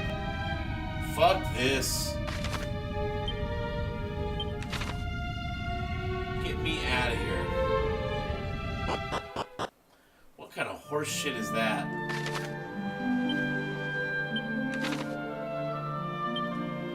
I'm gonna have to use a fucking Yggdrasil leaf. Motherfucker, dude.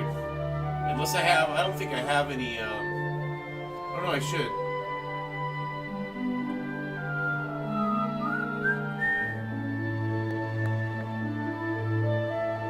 We'll leave the Sage Stone there because I'm gonna go swap her out for Lilacs. I hope so, Sawyer. I really do. We're gonna go try again here in just a second. Where's my Chimera Wings? Yeah, I was gonna say, I know I have a lot of them.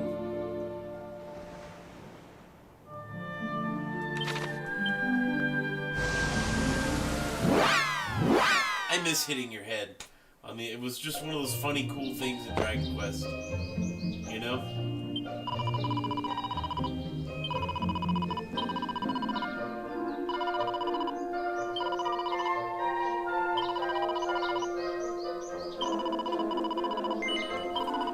If that last battle is any indication of how shit's gonna go, I'm worried.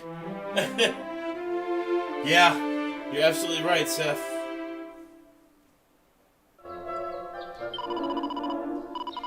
Okay, let's resurrect.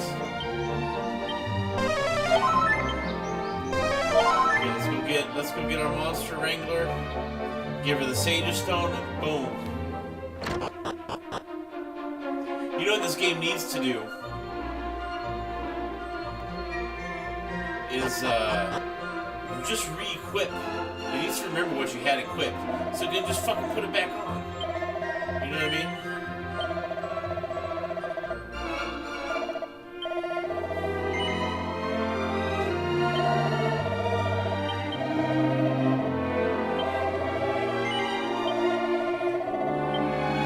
Oh, I gotta go see Patty.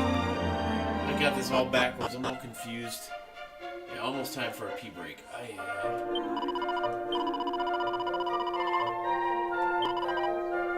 If you want to ditch him.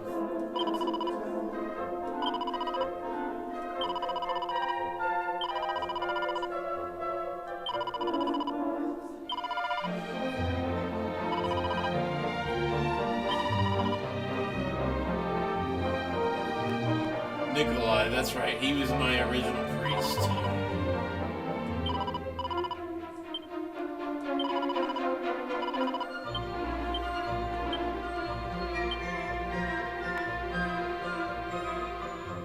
Oh, did it? Did it do that? I did remember. Okay, yay, cool. I'm happy about that. Okay, so let's give her...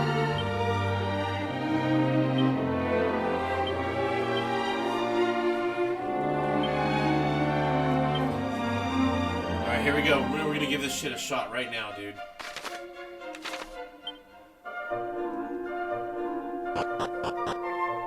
Let's go rest one more time, just because I did use some magic. I want to go into this fight fresh.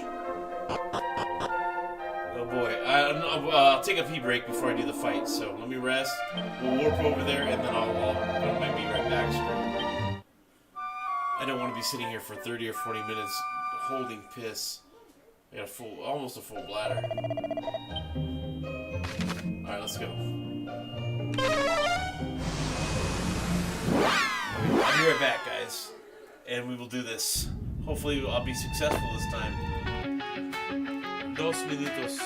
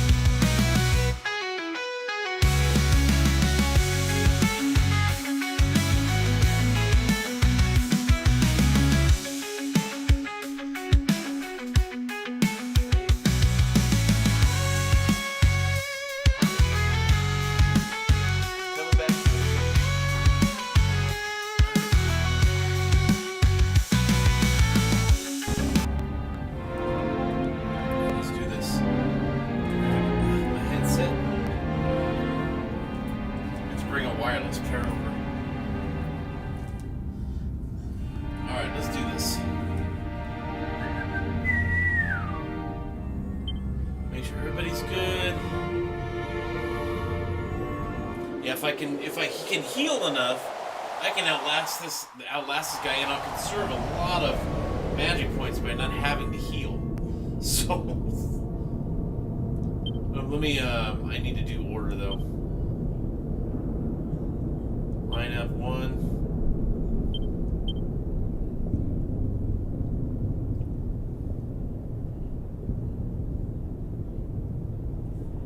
Okay, I'm gonna skip this because we have seen this.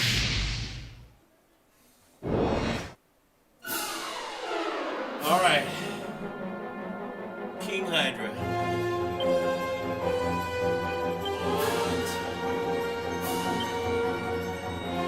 Equipment.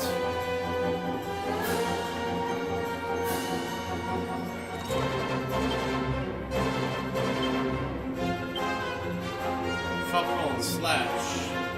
Nelson do insulate. Yeah, I think insulate would be smart. Abilities, monster pylon. Wait, no. Attack attacker. Romeo will cast. Oof. Insulate. Okay. Well, I think I get a feel of how the battle goes in the first 3 or 4 rounds. You know what I mean?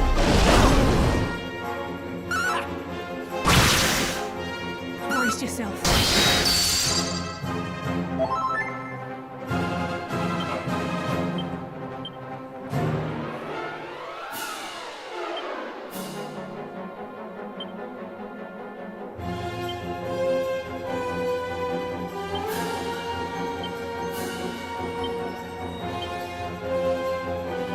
Fuck! I thought it was going to do. That's ass, dude.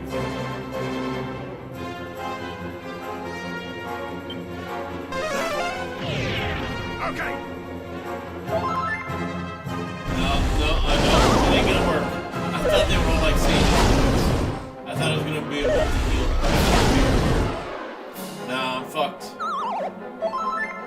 I'm tempted to just reset the game because we know how this ended last time. I'm fucking asleep already, man.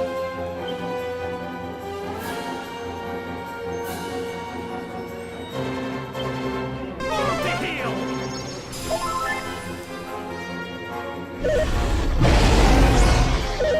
Oh, that's disappointing.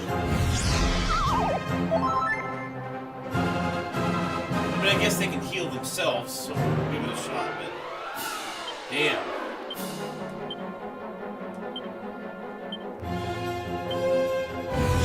Ready now. I'm already falling into that same pattern that I did last time.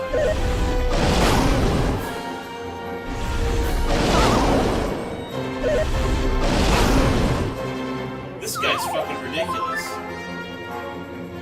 And I've leveled up 2 or 3 times since the last fight. Ain't working.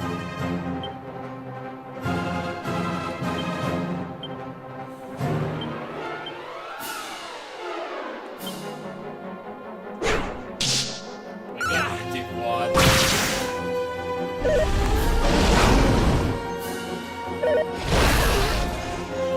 Yeah, I think I'm just gonna reset the game. Fuck off, game. There we go. We'll start it again and go grind.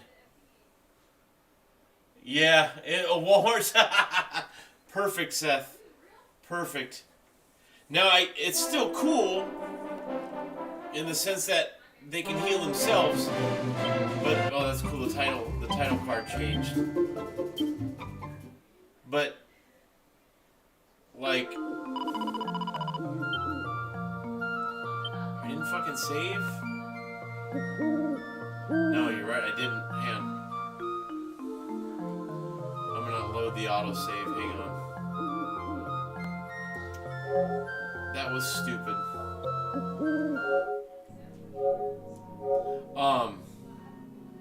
Look at all that. I got so much to play. Aye. But they can't all heal themselves because they're gonna go to sleep or be stricken with fear, which is fucking stupid. All right, let's get back on track here. That should be somewhere in the castle. I can just skedaddle out of there. Yeah, okay. Fuck, man. Dude, he's kicking my ass, Sawyer. Those sages things that I bought are piss. They heal the person. They heal one person. I thought it was gonna do multi-heal. So that's ass. That doesn't work for me. Now it does if they're not going to sleep or they're not stricken with fear, right? But fuck. That's not what's happening here. Fuck you! I'm gonna stick with this. Way up.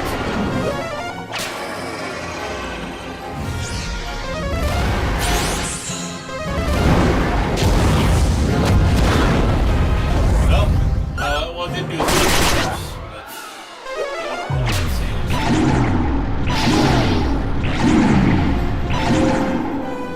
Dude, he killed my fucking dragon. I'm this close to turning this game off and going over to East for like a week. You know what I mean?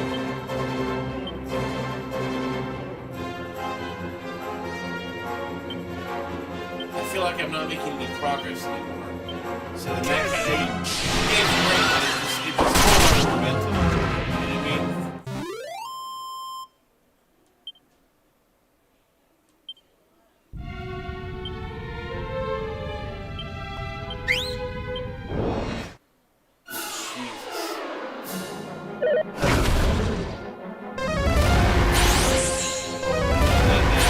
That healing item, the sage, whatever, it didn't do enough healing to justify anything.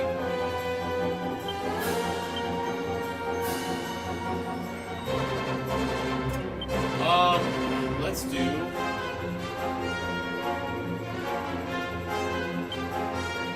Since they did that.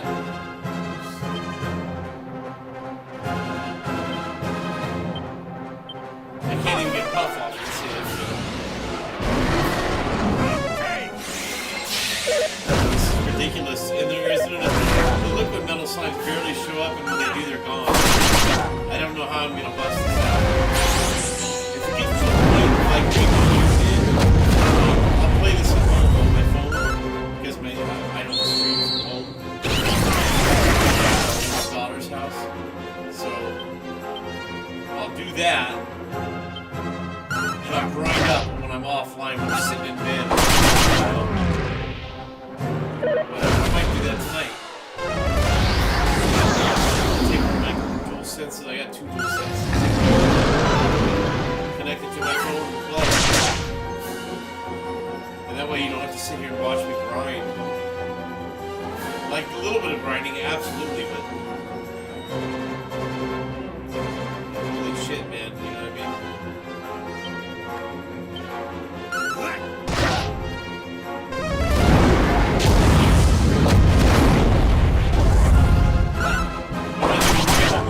I was at the end there trying to grind it. They're immune, that's why. I spent 27 hours grinding at home in my bed while I had a cold, and then when I got better, and I couldn't stream either, so that's what prompted it. So it worked out well. But I might have to do that, like, even when I start a new game. Not like Ease. You can always grind in Ease pretty easily, especially near the end. But for games like this, yeah. I think it's gonna be a necessity because I just don't have enough time to do it like here in the studio. I want to make progress like here, you know.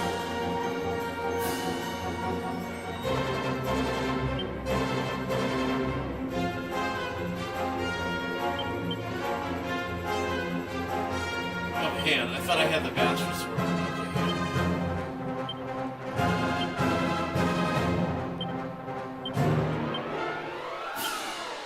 I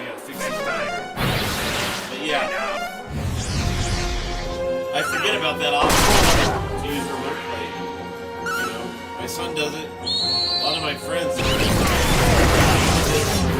But on a game like this, especially when I'm playing on hard mode, I think it's going to become a necessity. I think I said that, but to reiterate.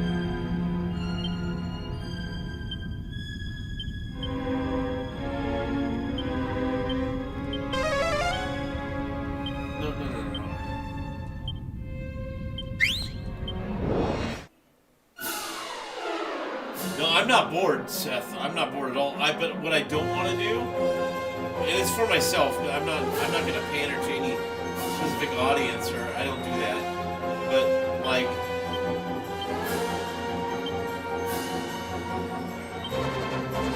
hang on a second. Ready now.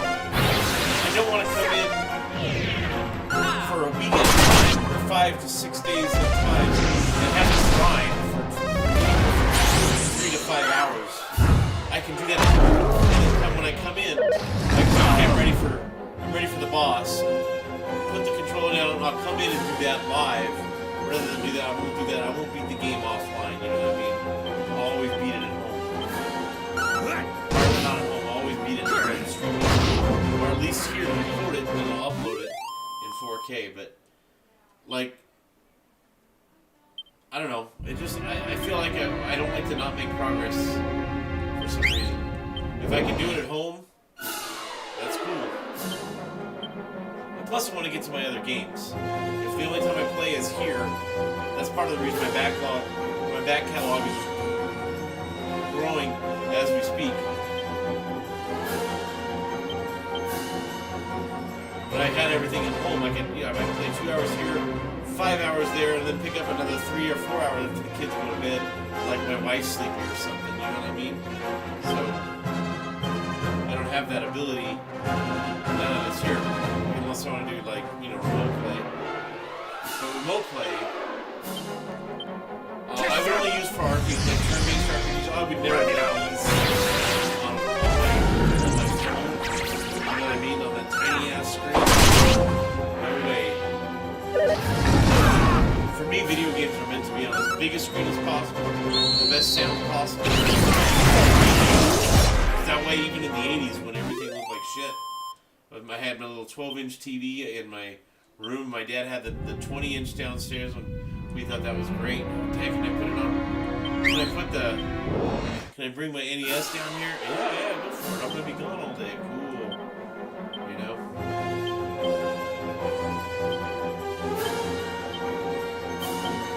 Here I go. It's always a big affair. And I'm that way with a lot of things. Like when I buy my guitars, I'm not trash, you know what I mean? And I'm not a professional musician. Never will be, but I'm you know what I mean? That I can afford and that I can find.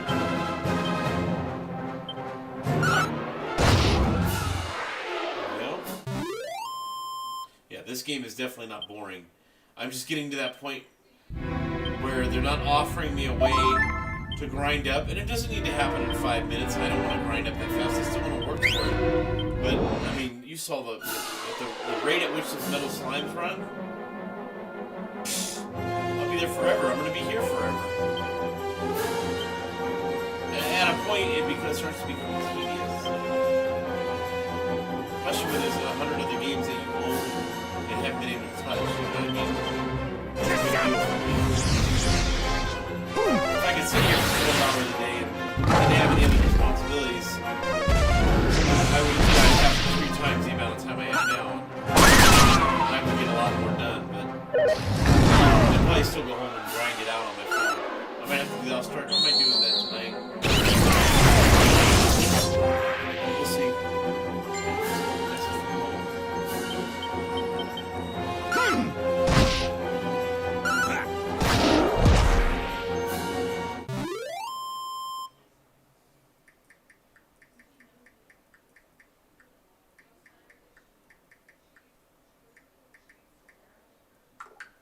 It's kind of important, guys.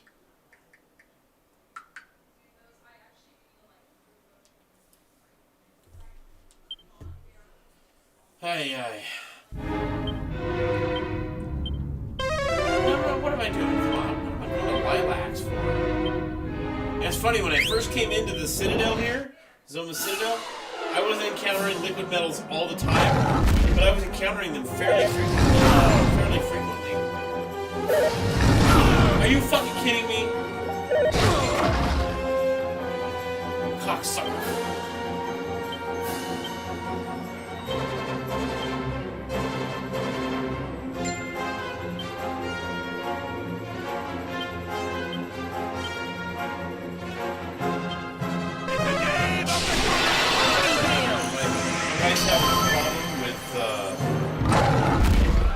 She owns a marketing company. She's having a problem with someone she hired or outsourced the project to.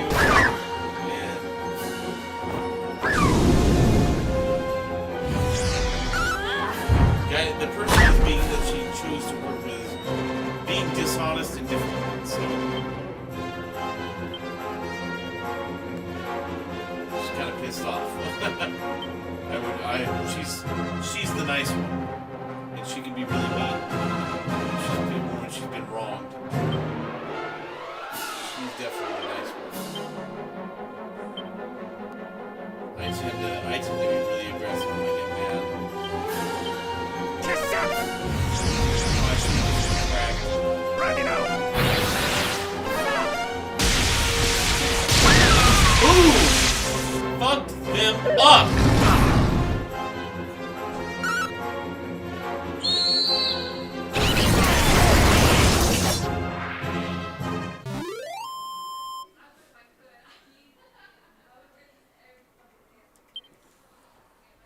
Yeah, hang on a second, guys.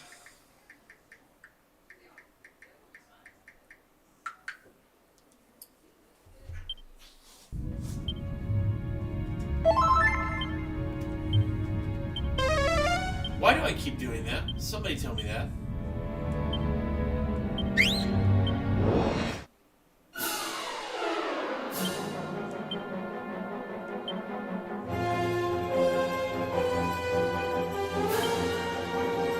Taking a chance there. No, let's do this. That way they don't bounce. I don't need that.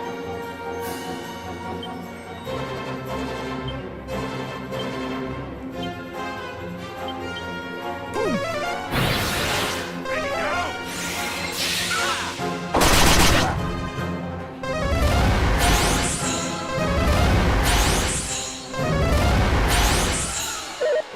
Bounce.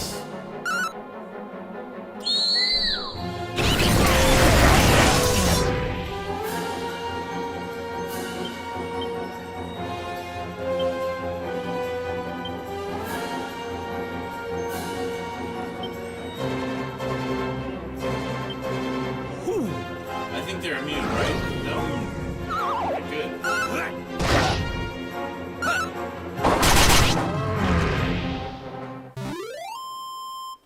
Man, this is tough. This is in brutal territory now. This is what I would call brutal. There's nothing stopping me from grinding, but it's going to be so slow.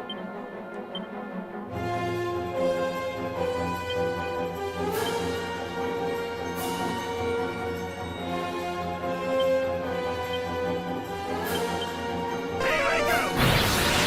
You're mine! I want to get, what is Tamron Grace's? Yeah, check that. Actually, I might do that here in a second. Oh my god, really?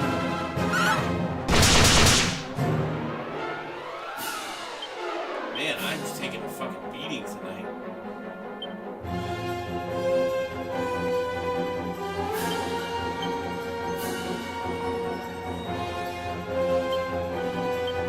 Here I go!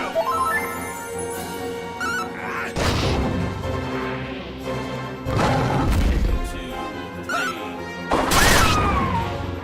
0.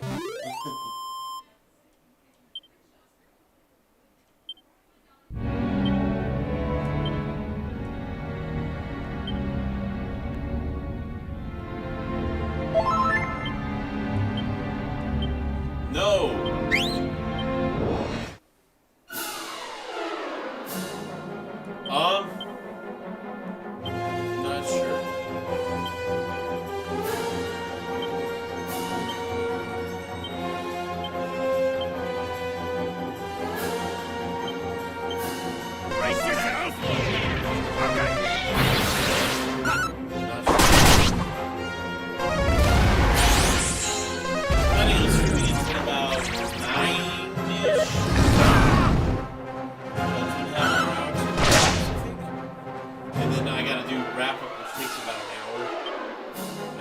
less sometimes.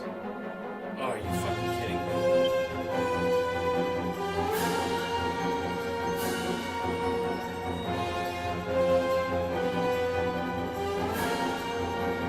There ain't no curing confusion.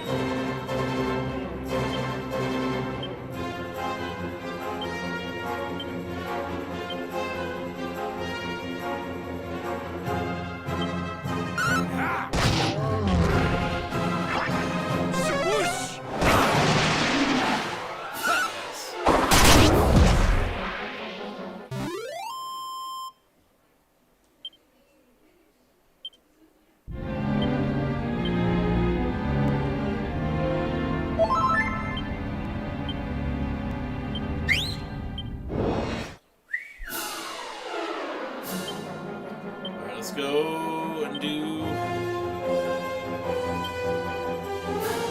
let's do magic barrier.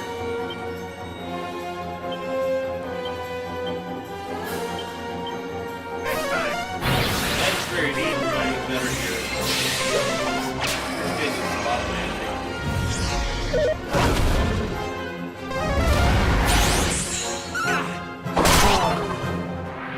I wish this dragon would have a skill that lets you remove bounce, like Final Fantasy does. You can get rid of that.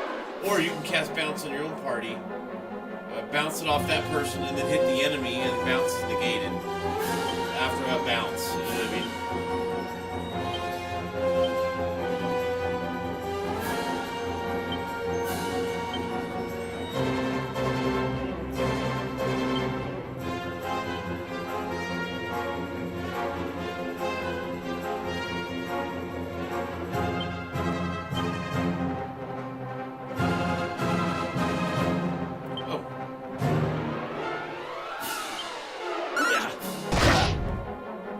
You.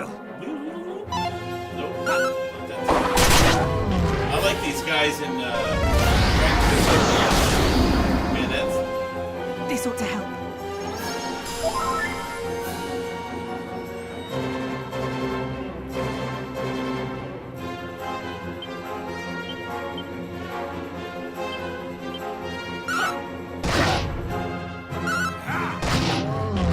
Wow, 2 hits in a row while they were dazzled. I'll take it.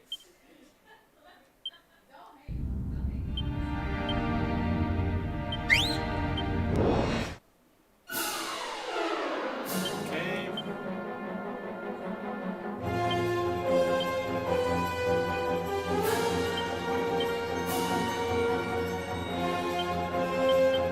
Pretty standard set. No, I'm not even gonna try the bottom. Oh my god. I'm not even gonna try the King Hydra again. We're fucking levels, man. Nelson's out. I gotta get the fuck out of here.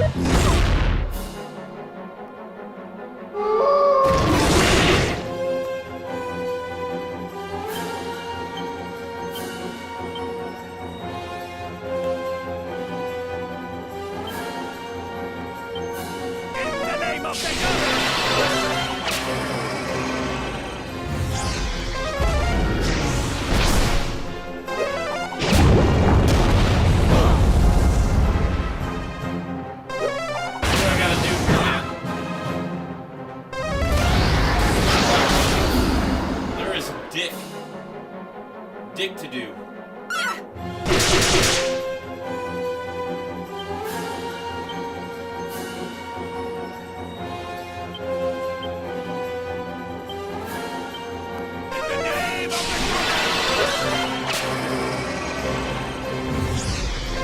These fights drag on because of this bullshit.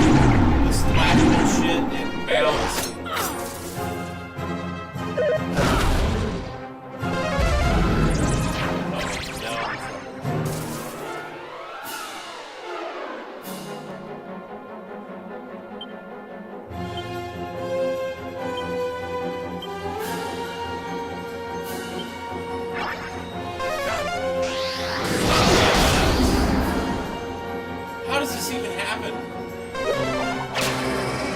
This might be the cheapest Dragon Quest game I've ever played. Just be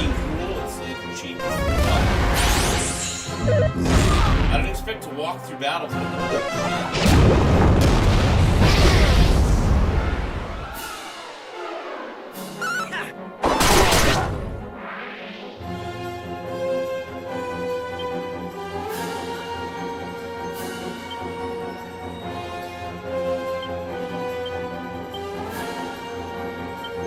Return to us!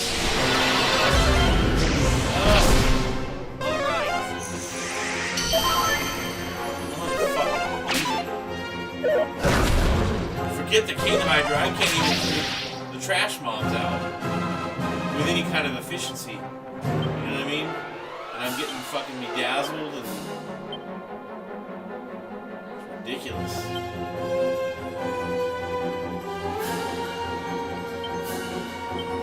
Bring it out! Return to us! Go again.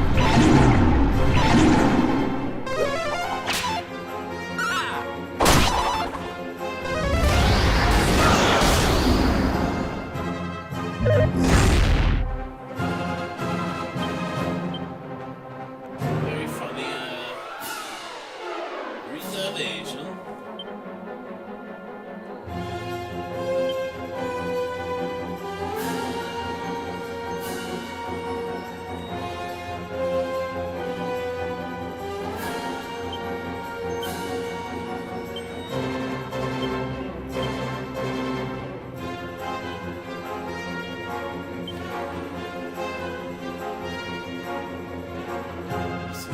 Think. Let's go to Frizz. Caprice! I probably should use ice. That did decent. That was decent. You're mine!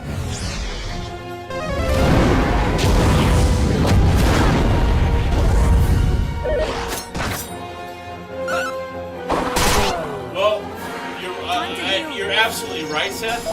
But this is old school Dragon Quest. I mean, even all the way up to 8. I don't know what Dragon Quest game you played first, but if you played 11 first, now you see why I don't like 11 much. I love this shit. It's a little frustrating, but I know when I get over that hump, whether it's tonight or a week from now, it's gonna feel so good. It's so rewarding. I can't wait. But yeah, it is satisfying.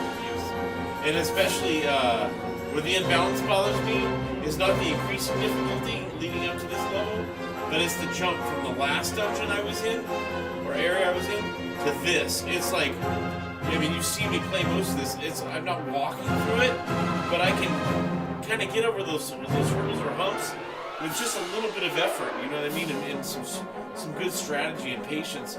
This is like hardcore, dude. This is like, all right, what are we gonna do? I don't know. Got you! Yeah, 11.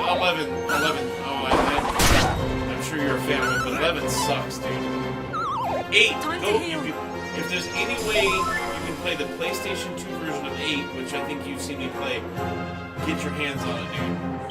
That is Dragon Quest at its finest. It marries the old with the new, even though it's an old game now. Like, it was 2005. Like, yeah, it's just better. It's the most single-handed, most balanced Dragon Quest game ever made. Not just the greatest. Part of what makes it so great is its balance.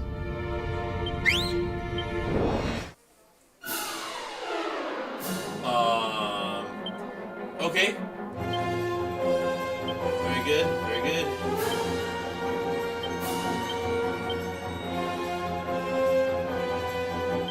They're gonna run right at the start of the next round, right? Yeah. Like I said, even with luck real high in this game is unbalanced. And it's unbalanced on purpose. They knew what they were doing.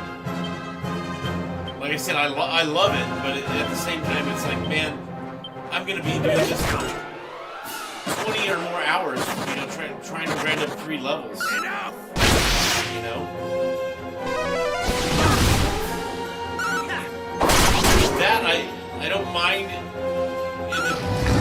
don't like having to do that at the end of the game. Now at the beginning and middle, you know, where you're kind of cruising, yeah, you know, hey, I got a tough spot here. But like they don't, now the game, it's like a bottleneck. Like this Dragon Quest 3, even the original was this way. You start out like this, a little bit here, as it goes up and up to the end. Then it leaves you very little, I mean, it doesn't ever stop you from grinding, but it doesn't give you the option to really kick ass, or hey, I can go to the next area and I'll come back here when I'm stronger, because the experience is better in the next area. There is no next area. So, yeah, this is, most people don't like this. But even people my age that grew up with this game or this style, are like, oh, I don't want to, this is what it's all about, but I don't like that bottleneck thing. That has always bothered me when I was real young. It's like, come on. Oh, it's the magic barrier.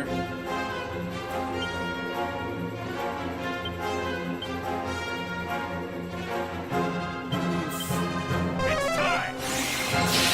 Like I said, I think you watched, Seth, you watched Fantasy Star 1. When I brought my Switch over here. Here we go. That brutality without the maps. You can play without the map. And you can. I would turn the map off. Like PS1 without the maps. There is no brutality like that. Like I was saying earlier to my buddy with Phantasy Star 2, that's even more brutal in some regards, but it's more of a balanced game, and it's a bigger game, because we went from the Master System to the Genesis with 1 and 2, but I'll tell you, man, yeah.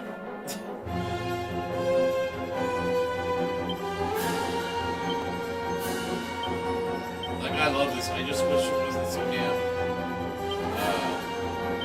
it didn't happen at the end like this.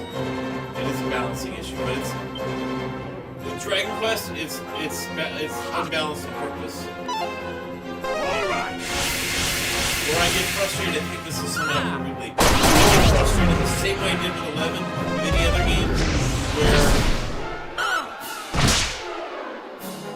it imposes difficulty on you and takes away, or it handicaps you. It takes away your ability to overcome something, or overcome it in a fair amount of time, you know what I mean? I'm okay with spending 10 hours grinding in an area over a day or two, but this is gonna take me forever, dude. There's no doubt about that. Get the fuck off my screen, man. I wish Twitch would just get rid of these guys. Make those accounts, just the Twitch should ban them immediately so that they don't exist. Like I said, who buys views? I think this is the final dungeon, as far as I know. In my memory, my fleeting memory of the original game that I only got to play once, unfortunately. I think this is the last one. There is a post game. I don't know how big that is. I didn't want to know that, but somebody spoiled it for me by accident. Not anybody that's somebody that just was passing. Oh, I just got to the post game. Thanks a lot. I didn't want or need to know that. But like the post game in 8, that's huge. 11 is okay. I don't know how much there is to do in the post game. I guess we'll find out.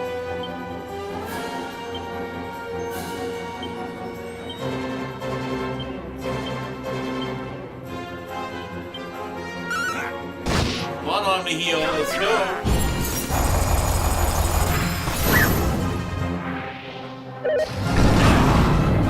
Are you fucking kidding me? God damn it, dude!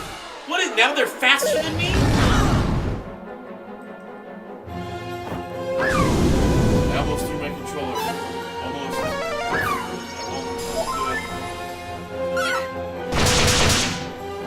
Are you I've been wiping these fucking guys out for what, 15 hours? This is the kind of shit that pisses me off.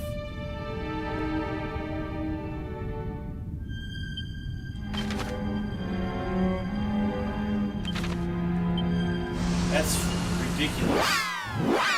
Now all of a sudden, they're just that much faster than me where I can't fucking pull anything off at all. Like, I expect it to fail sometimes, but to lose 3 guys in a trash mob fight that I've been fighting for yay many hours.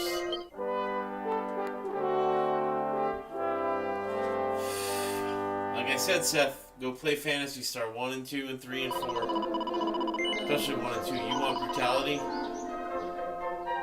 You want real brutality, play PS1, get an emulator and play the Master System version, the original. That game will give you PTSD, dude.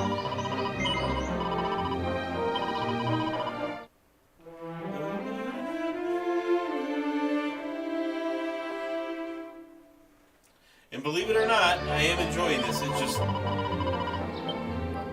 I love a huge challenge, but one that I know is going to be extremely difficult to overcome, or really that takes ridiculously long, when all I want to do is, I'm at the finish line, and now I'm running I ran a marathon, I'm at the finish line, my leg breaks, they're no longer providing me with water, I shit myself during the race, which is common, I pissed myself, I feel like I've got a vomit, and I've got a headache and a fever coming on. That's what this is like. Literally, I'm at the end. I can see the finish line, and all these things are happening. Yeah, and all the other runners are kicking me or trying to trip me. You know what I mean? Guys that were in last place, while I'm in first, stumbling towards the finish line, or somehow like injected themselves with liquid crack or speed, and are now way ahead of me. Like I don't know, man. I don't know. But it is Dragon Quest. You wouldn't be familiar with that because it's Dragon Quest. It's not 11. 11 panders to a much, I don't mean younger in a pejorative or bad way. It's just, no, I didn't want to do that either. A much newer or younger audience. Players don't, like a lot of younger players, don't want to be inconvenienced by, I don't want to, they advertise it. It's not grinding anymore. Well, if you're not grinding, you don't have to fight them. What's the point of Dragon Quest? Oh, look at the story and the music. Yeah, but what's the point? If there's no challenge, why are you playing the game? The point of the Dragon Quest is to play the game and overcome. But when you can't overcome, overcoming takes exorbitant effort. Egregious effort. I don't check out, but I get... And I've been doing this for almost 4 years. Kind of over that part of it. Or like what a lot of newer games do, or not even newer games, even 20-year-old games do, and onward, from about 2000 till now.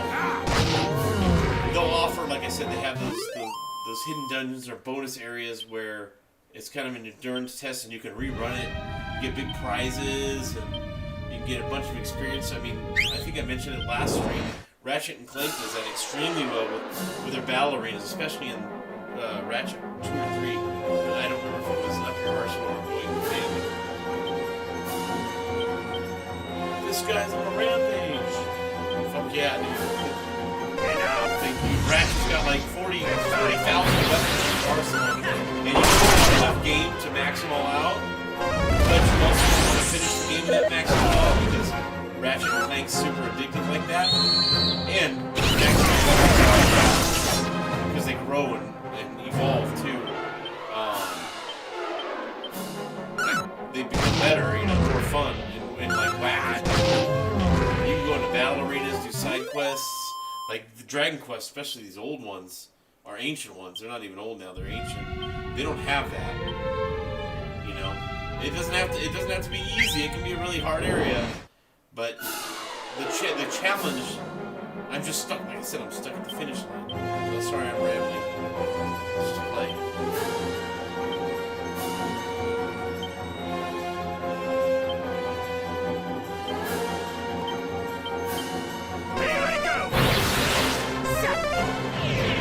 See, I love my bitching and complaining.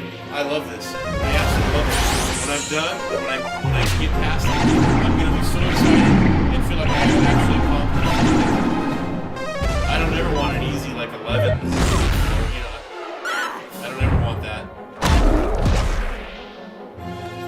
But you've seen me beat these shit out of these guys for a good 10 plus hours now or more, and all of a sudden, like, they're taking guys out. You're right. It's the balancing issue.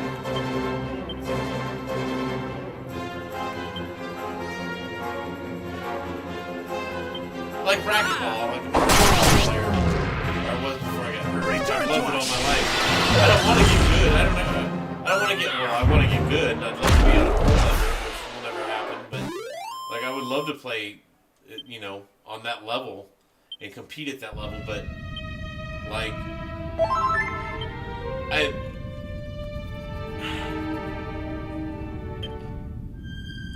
oh, hang on a second. Oh, okay. No, I was saying, like, I enjoy. I don't want to walk onto the court on Monday, be in the B division like I am, or I was when I left, and then I come back on Tuesday or Wednesday. Hey man, I didn't even have to practice now, or you know, play the games and lose and lose and lose and lose. I'm in the A division. And next week I'll be in the Open division, and after that I'll be in Elite and then Pro. Like, no, that sucks. I think that totally sucks. I do not enjoy that.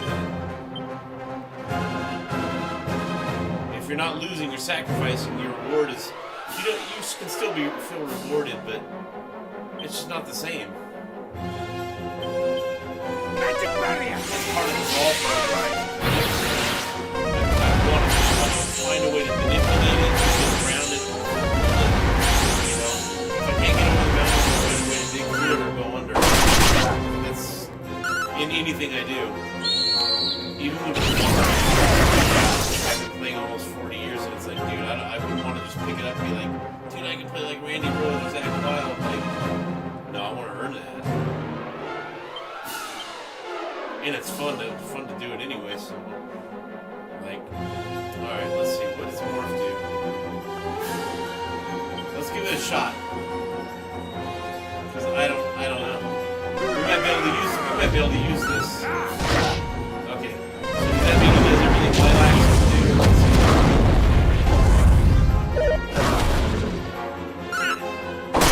Well, that was my problem with 11, was the enemies on screen didn't chase you down.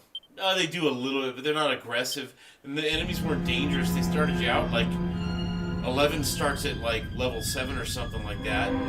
You don't have to recruit anybody. Everyone's just automatically in your party. And, well, not right away, but I think you have the girl and the dog or whatever. And then,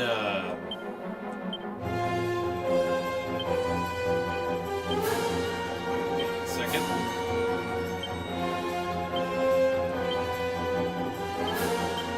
But you can pretty much, part of exploration for this stuff, this might be hard to do, you're different, you're much, much younger.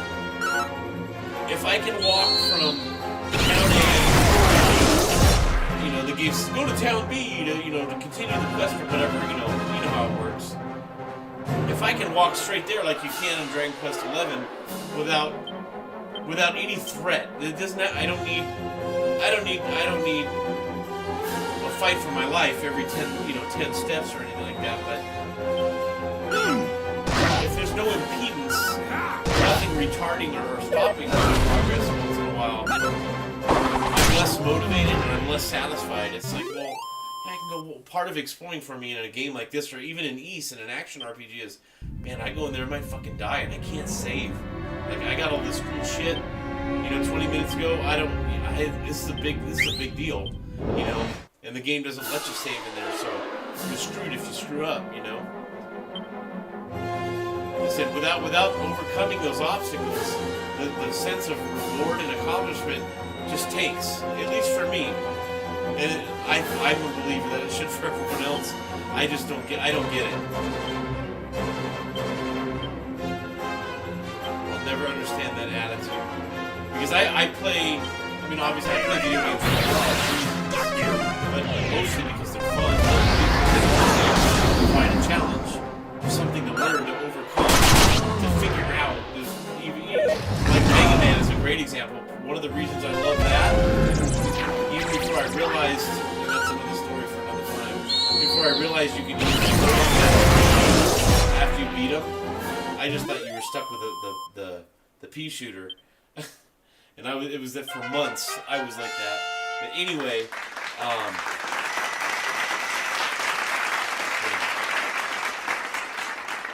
okay. Agility 2 points. Okay. What was it? Mega Man. Was because it's a puzzle. You gotta figure, hey, alright, I killed Cutman, like who? Now, what does his weapon kill? Mega Man 1's pretty easy to figure out. Metal kills electricity. Electricity works on water/ice. Ice works on Fireman. Fireman works on Bomb Man. You know, lights the fuses, explodes bombs. And Bomb Man works on Gutsman. You know, the demolition expert. You know, and it goes another. You can go the other direction too. Mega Man 2 still not super easy to figure out, but still fairly workable. When they got to Mega Man 3, then it was like, wait a minute, these levels are all hard, like they always are, and I don't know which one kills which, and now there's 8 of them instead of 6. Like, holy shit, what do I do here? Kind of thing, you know what I mean? I'm trying to remember. You know, Top Man stays first, Top Man kills, then Top Man kills Shadow Man, the ninja robot. Shadow Man kills... I can't remember. It's not Needle Man or Spark Man. Magnet Man either. I'd have to look. If I had the robot's faces staring at me, I think I could figure it out a little bit better. It's been a while.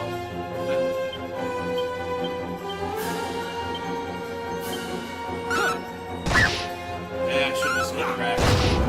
Let's see. Top Man, Shadow Man. Oh, I can't remember. It's gonna drive me nuts. Now I have to go play it. Here we go. Nice.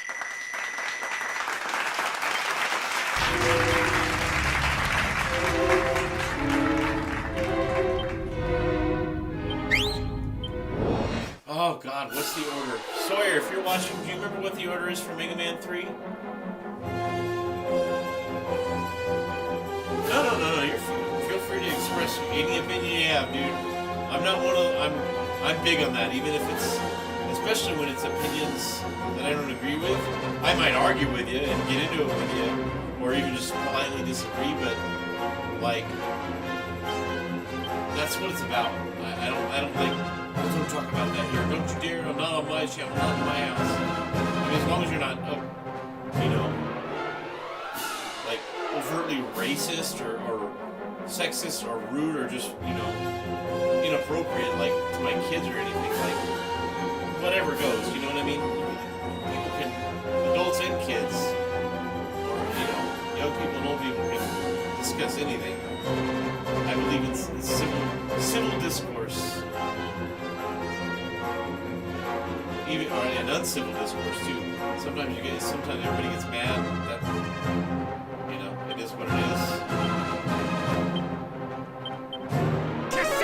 I'm not the kind of person who's ever say, "Oh, don't you know? You must agree with me," or "You're banned." I don't like your my wife does what young people do, but I know people in their 70s and a couple in their early 80s that. I've been like that my entire life. Talk about that in front of me. Why? You're a grown adult. Like, what's your problem? You know what I mean? Like, come on, man.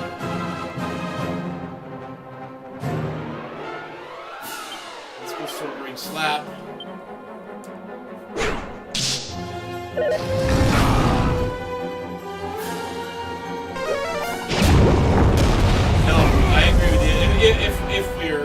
I think I agree with you. A lot of words these days have been hijacked by people who don't really understand what they are or want to accept something else because it aligns with their political agenda or their own personal social agenda.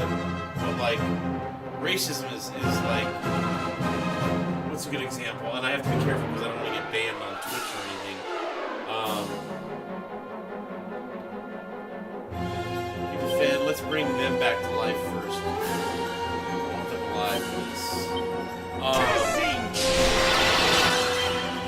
like my grandpa who died last year, in March of last year. Everyone said, oh, Bob was racist, you know? And I said, no, my grandpa's not racist. Like, someone your age, you might have heard the same thing with, they'll call it racism light, you know, our diet racism. And, like, my grandpa was very bigoted and prejudiced and had wrong ideas about, like, black people and Jewish people and Mexican people and anybody that wasn't, well, it wasn't even so much race. You could be any color or background or ethnicity or religion. You wanted to be around him as long as you made money, as long as you worked and made money. If you worked and were poor, you were a bum. If you didn't work at all, you were like a super bum to him. And then if you weren't white and you didn't have a lot of money or you dressed in a way that he thought was inappropriate, like he would call you all kinds of stuff. Like he said, like he'd use racial slurs for black people and Mexicans, and like, but I never saw him hate anybody. That's why I don't think I know he wasn't racist. It was more of a okay, they're all alive. Okay. It was more of a I don't like those people, get them, you know what I mean? But I saw him stick up for black people. I saw him do the right thing for Mexican people. My dad was Mexican, and me and my brothers and sisters are half Mexican. So, you know what I mean? He would make jokes that were inappropriate even back then. Like in my mom, you know, what are you doing? My grandma, Bob, shut up, what are you talking about? Dear, you don't understand. He's born in 1926, so he grew up in the 30s and 40s in really hard times, and then went right into he was drafted into World War II, and the attitudes were different. They were all wrong, of course, but different. Like racists is somebody who actively hates, not only hates a person that is in the same color or culture as them, but actively seeks to do them harm. You know what I mean? Or, you know, stand on the street corner. Don't let these kinds of people vote. Don't let these kinds of people have these rights. You know what I mean? He was all for, like, equal rights, equal justice, like, all that stuff. He always just, those people are moving it down the street. It looks like we better get ready to sell a house. Like, that kind of stuff, you know? Yes. Yes. Yeah, no, you're right, Seth. Dude. Like, I don't even know you, and I'm proud of you. Just somebody your age that gets that, you already understand that at your age. Like, a lot of people, like, no, if it's rude, you don't say it, no. And I've made that clear before that I'm absolutely 100% against any kind of censorship. Yeah, the more vile the speech or opinion, or, you know, as long as you're not physically harming anybody or causing a riot, like an actual riot, you know, like yelling fire in a movie theater. You can't do that. Or, you know, calling in a bomb threat. That's not free speech or expression. That's just being a fucking prick. But no, like, I think it's cool that someone your age gets that. Because that's, your opinions, I don't like your opinions, so you're not allowed to say it, and if you do, we'll cancel it. You know, that kind of, I do it anyway, so what are they going to do to me? And even if I was famous, I don't answer to anybody. I don't give a shit, so I can be a very difficult person when I know I believe I'm wrong, or when I feel like I have to stand up for myself. Yeah, I don't like this.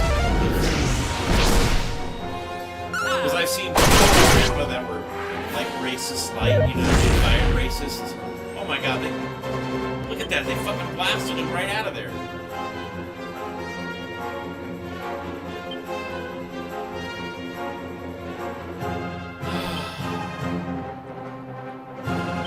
That guy. And then we'll go full heal. Damn. Rough going tonight.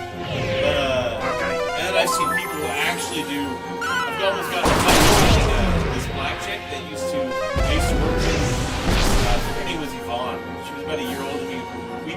We bugged her for like 2 years. Come out, do the midnight bowling with us. Come drinking with us on Saturday night. And she was a lot of fun at work.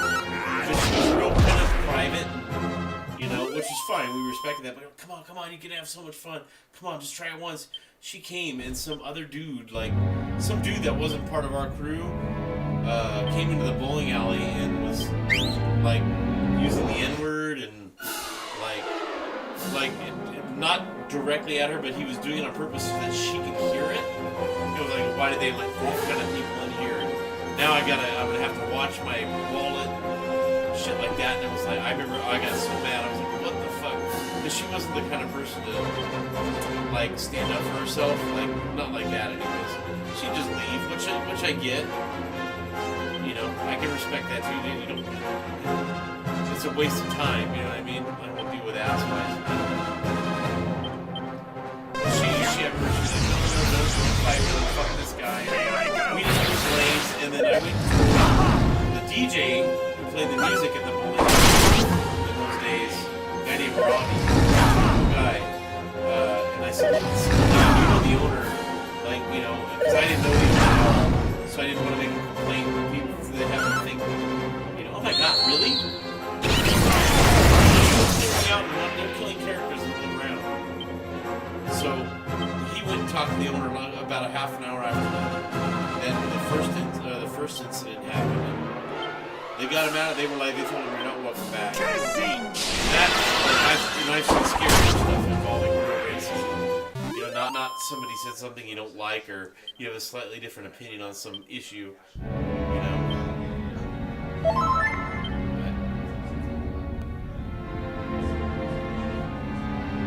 Oh yeah, that's super interesting. And people don't ever change. We're the same species now that we were, 10,000 years ago. Really cruel and unfair.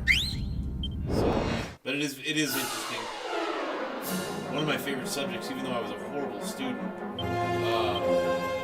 is history. I love history. My favorites are ancient Kemet, or Egypt, and Greece.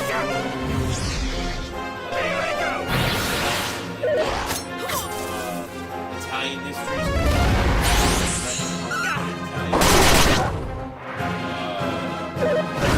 Ancient English history is cool. Like, I like the really old stuff. And I love the fables and legends too. That's always fun. I think Egypt or Kemet's my favorite though. I can study pharaohs and all that stuff like all day long. When I get sick and I'm sitting in a bath or something, I'll open my phone and read about whatever. I still know a pretty good deal of it. Like, it's still up here, but I haven't read or studied any of it in quite a while. Been a good bit, for sure. Okay, let's get her out of that paralyzed super there. No, yeah, absolutely. When black people couldn't, come into our restaurants or ride anywhere they wanted on a bus or a plane, they couldn't go to white doctors. Like, that's real shit, dude. That's terrible. It's terrible. It was horrible. And now it's all, you didn't let me cut in line, or you have an opinion that's different. Some minor offense that really isn't offensive, all of a sudden it's racist. You know what I mean? It's because people like to play the aggression card, and they do that because it makes them feel empowered. I'm a victim, and I'm gonna fight back, and then pump yourself up. That's how it works. Take this. All right. Hey, Violet.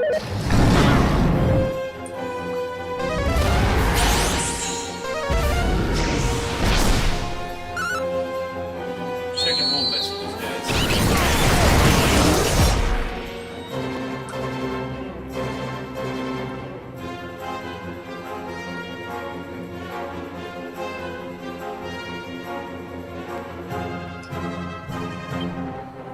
Okay, let's go there, she can whip, and I'll do crack. Just because it's been a while. I love crack. It's kind of like the boom of ice spells. It's it costs a bit. It's a little more than it's like its effectiveness is like a C plus B minus, not too high, not too low, and it doesn't cost, but it also doesn't cost too much. No, yeah, it's too. I keep doing that.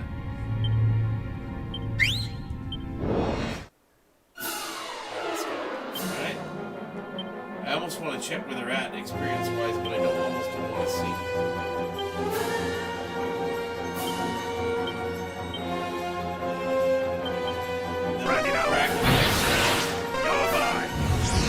That's something too. I don't know if there's any more boomerangs or any boomerangs that are more powerful than the swallowtail. Like, but I've had the swallowtail for 30, 40 hours. Like, I got it early, you know. I haven't had a boomerang upgrade in God knows how long.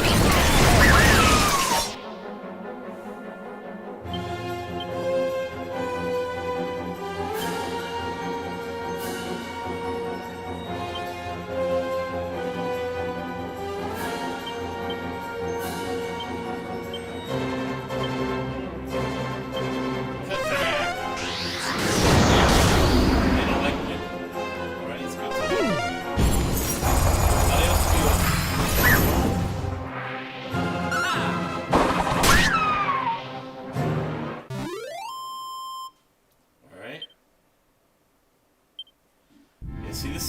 I mean, I'm not whacking slimes out for 9,000, but the 2,000, you know, are around about that number is at least consistent with each fight.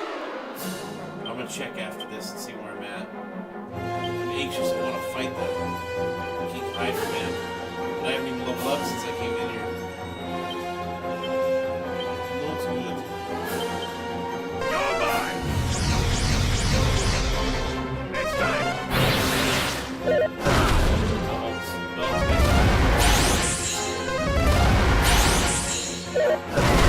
She's like part Korean, part something else. Probably one of the two types of dog, but she definitely got a lot of Korean.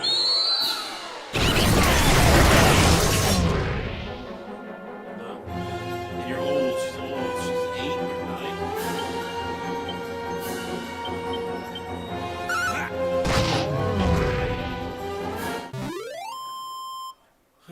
Alright, let's see. What are we looking at here? Probably 50 grand. Oh, not too bad with the 3. Almost called them 8. And not too horrible with Romeo. Yeah, I think I'll be doing this. Here we go. And we know they'll run. We're gonna go balls to the wall anyways.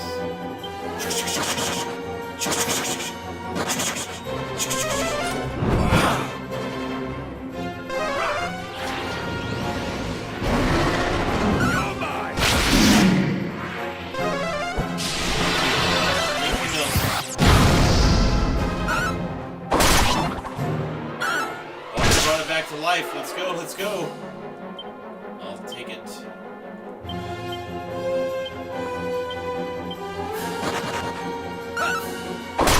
Resurrected metal slime should never be able to go away. Said it.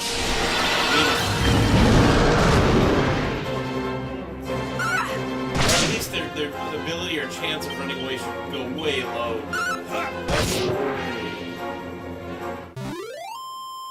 Damn. I feel like it's a victory and a defeat. You know what I mean? A pirate victory. Okay. Oh, not too bad. Alright. Yeah, that's good. God, if I could kill those guys with any kind of regularity, like, look what it does. We got 112,000. How the fuck am I gonna beat this game, dude? Without, like, riding into oblivion. I don't think I have enough life ahead of me left to, in my own actual life, to fucking outrind this game.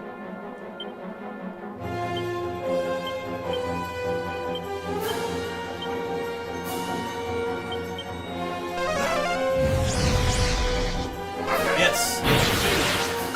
You get that. You can do that in 8 and 11 as well. I had a hard hardy hand in 11 just once. I killed one hardy hand. I don't remember the enemy, but it was one that could do kerplunk like that. Or zing or whatever. I know it was kerplunk. It sacrificed itself and it brought the hardy hand back. I killed it twice and got all that experience. It was fucking awesome.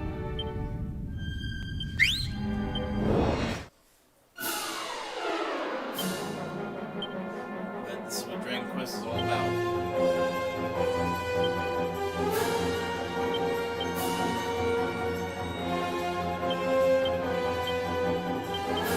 Bring it out! Bring it on. Brace yourself! Yeah, this sucks. Just bounce up, I can't use that one. You know what I mean? Oh yeah, that does.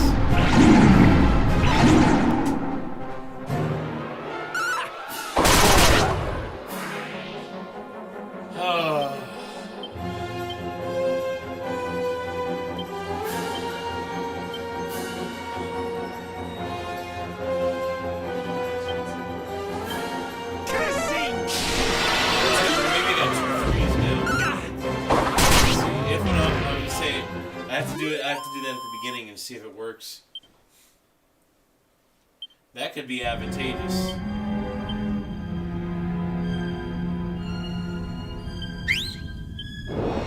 Yeah, I like now even beat it here. I don't know how long it's gonna actually take me to level up.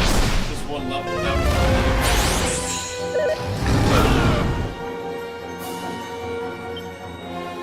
the difficulty spike from the last area, like I said, went from all the other difficulty level spikes, they're pretty big in any Dragon Quest game, including this one. And then from the last area to this, they're all usually like this, big. And then this one is like this. What the fuck am I supposed to do? Are you fucking kidding me?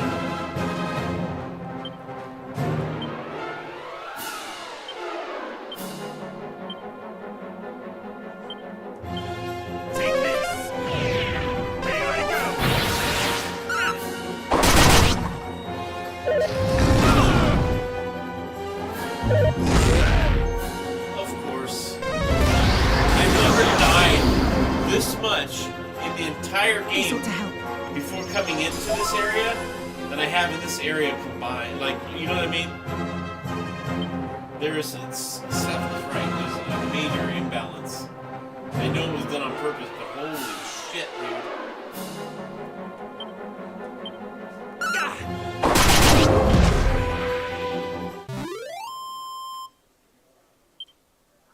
No, like I complain regardless. Doesn't matter. It doesn't even have to be video games.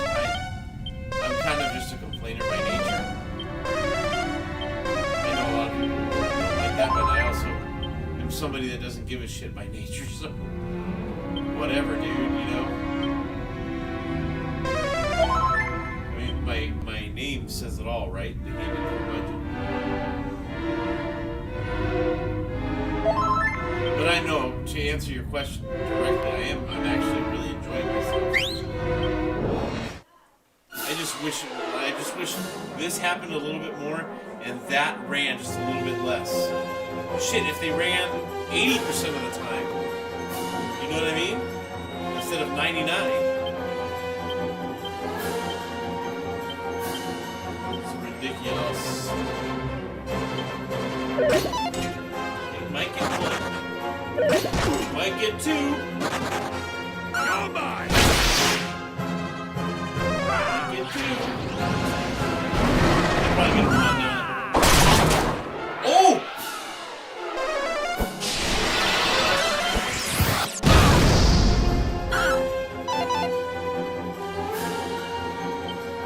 Bring that shit on, son. Don't you run. You're mine. I'm excited and angry at the same time. Ambivalence.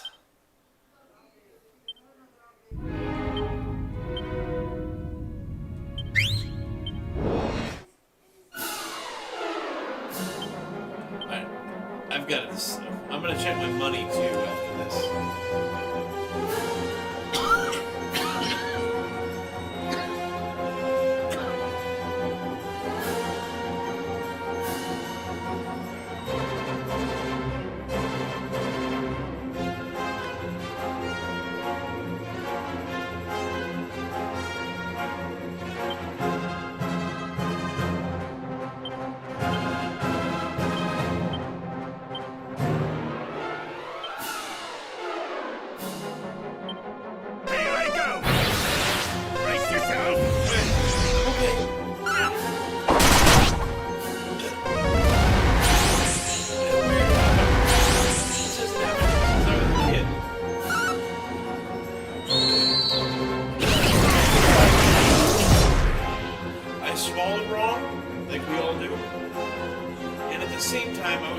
sneaking in somehow.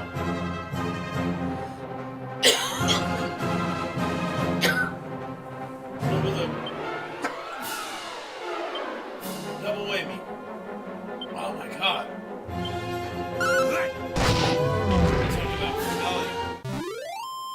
And I went on mute just because I didn't want to be hacking right into the mic.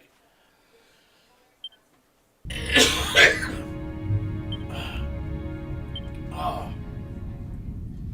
That's only happened one of the... I've swallowed wrong a million times in my life, and, you know, coughed or gagged, but to do both at the same time, that's only the second time it's ever happened. That was awful.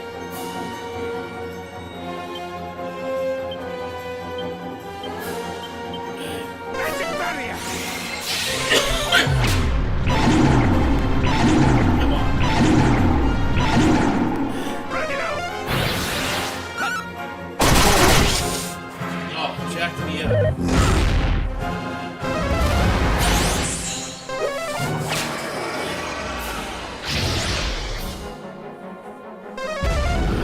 Yeah, I went in to say something, so I'm inhaling, and then I swallowed. I can't do both at the same time, but I swallowed right after, or before I was taking the breath in, and it just, my body got confused. Oh, that was bad. Alright, let's go kill the Fantacore.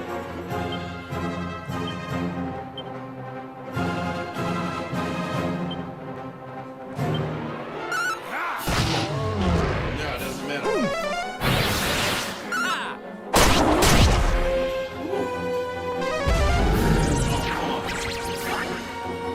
Get out of there! Can't be Arnold now that I'm choked on myself.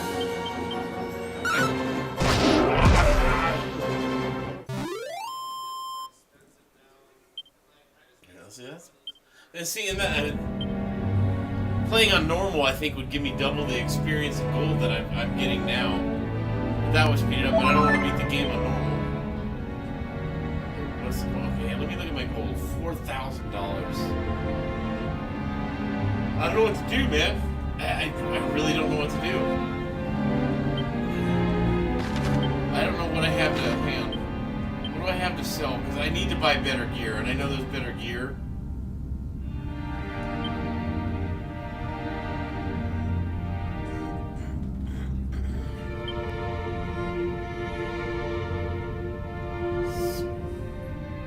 I don't know why they have cursed items in this game. You can't use them. You can't break the curse on them to use them as other, like in you do an 8 or 11, where you can turn them into like awesome items or weapons.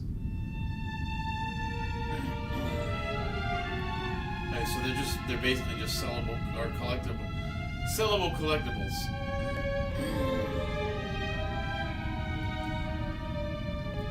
Shield of Shame.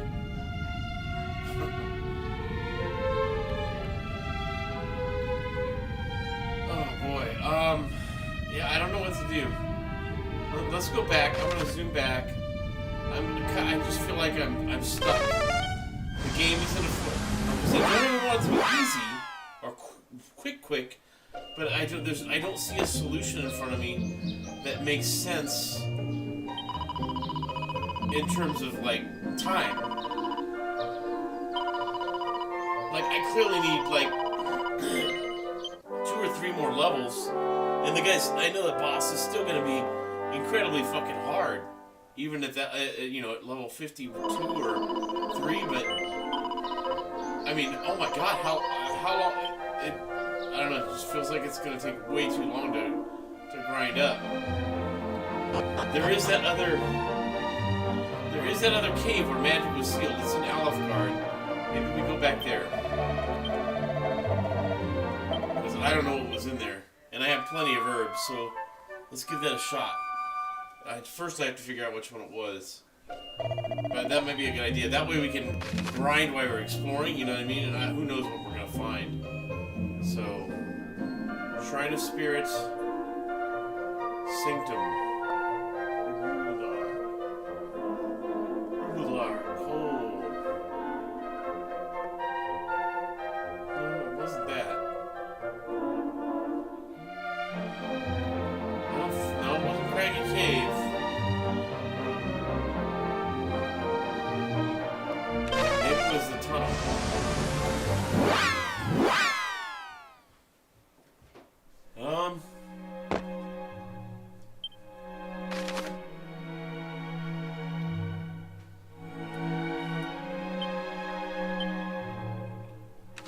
me go out. I think this was the right one where magic was sealed. But it didn't tell me that, so let me go back in.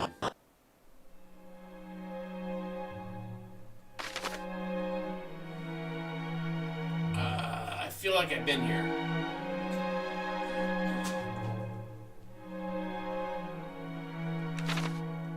Let's go to the next floor and see if I'm right.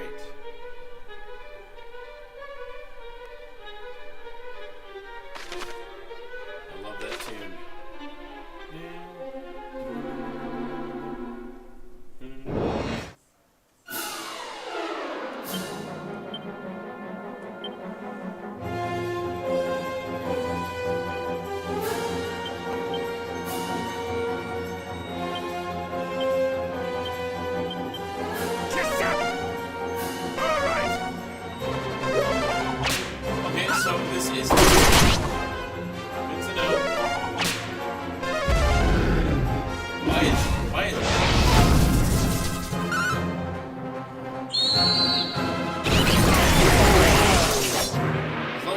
Sealed along with mine, I'm good.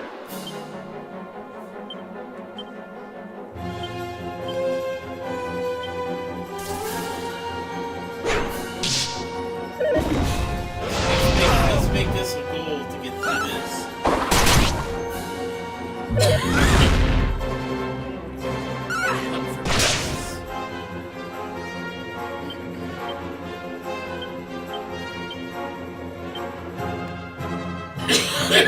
Damn it! That sucks, man. Now I have the healing to last, I think. Because we all have the... Okay, we're good. I think I can get through this area. But we're gonna explore all the corners here. I remember I did get a...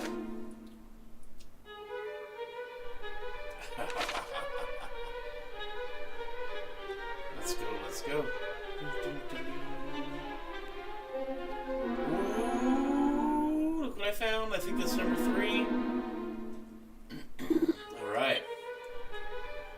Jesus Christ!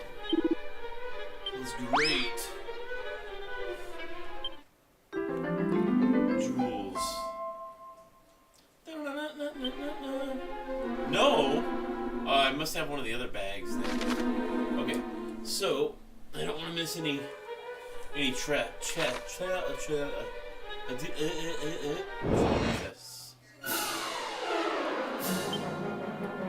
Okay.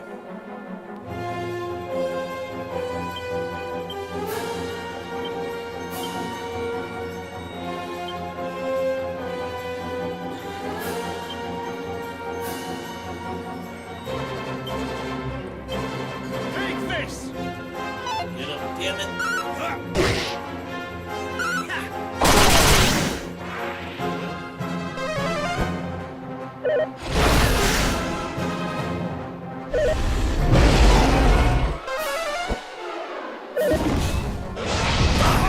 No Inferno bullshit. This ought to help. That did to Romeo. Jesus.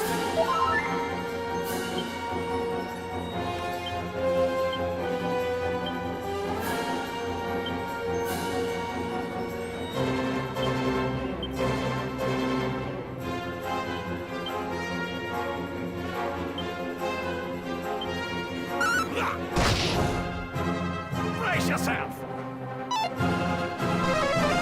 Staff for rain.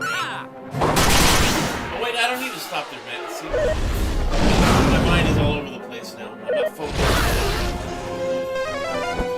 Enough. This ought to help. Oh yeah, we're gonna have to do most of our healing in battle.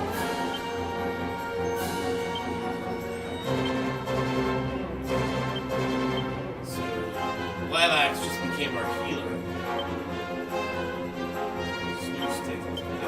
You're mine!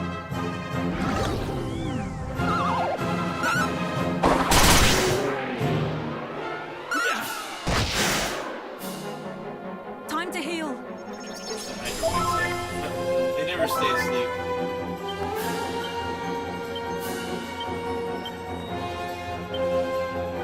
Snooze stick. Got you! Come on, oh.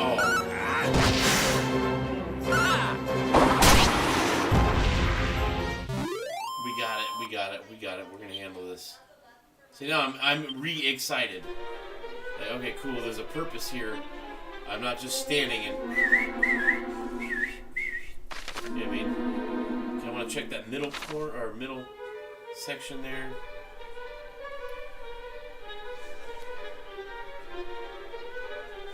Woohoo!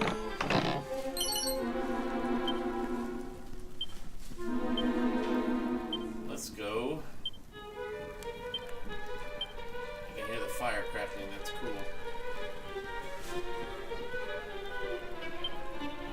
Give it to Lilac. She's gonna become our Jessica very quickly. Let me check.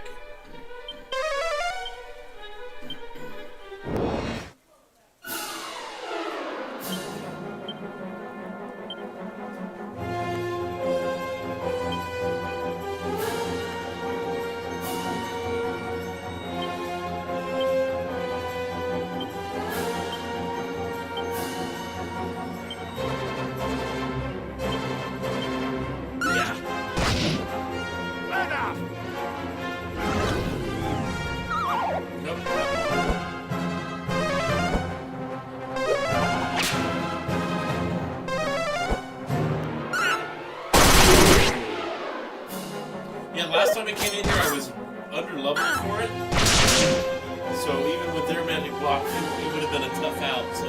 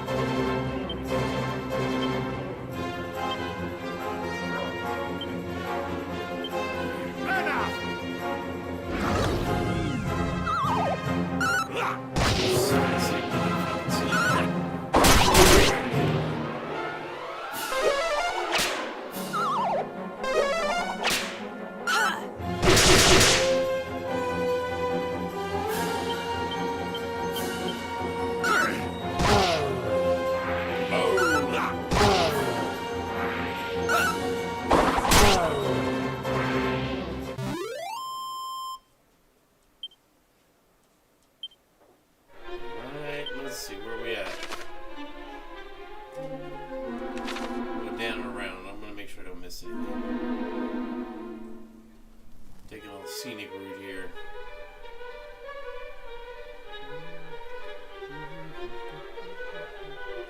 One thing that would make this cooler is if they had insects crawling around on the walls. Like to add just a little bit more nuance to the background, that would be really pretty sweet.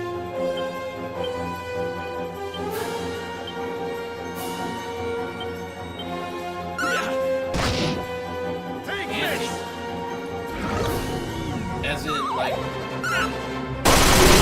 yeah, no, like I get through here, but yeah, this would be a slightly less difficult area than the Citadel. I don't know why there's a magic barrier on this place, but yeah, I'm happy that there is.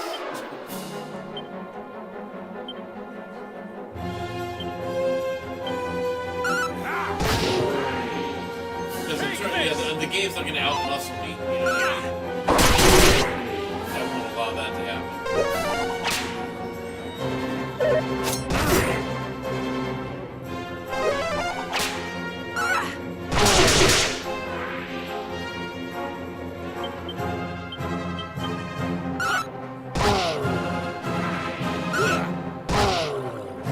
Thank you. Like that one cave in Final Fantasy IV, where I think it's 4. I don't know. It's hard to remember. Where did I go up to that corner? Or go up to that corner? Oh no, that's where I got the monster. Okay. You can't use metal equipment at all. If you have an equipment, you're paralyzed in battle. That cave is tough.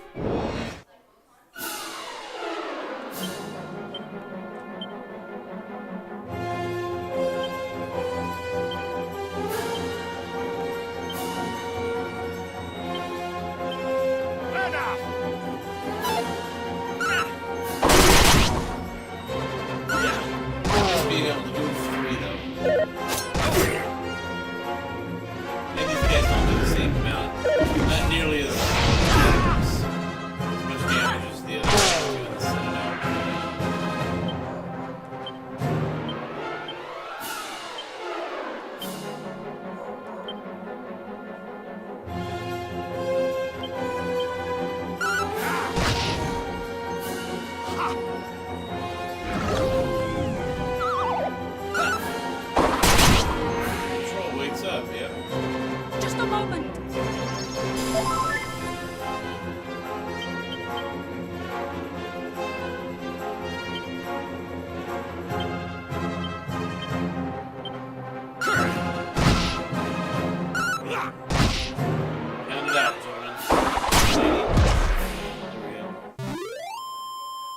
no doubt, Seth. No doubt. But I want that in every Dragon Quest game, because in every single Dragon Quest game, breath and the fire and ice attacks are just, man, they're lethal. I mean lethal. There are items that you can get to not nullify but mitigate the effects of those. So it's basically like you always have insulate on, but I don't know which one it is in this. I haven't found any like that. So.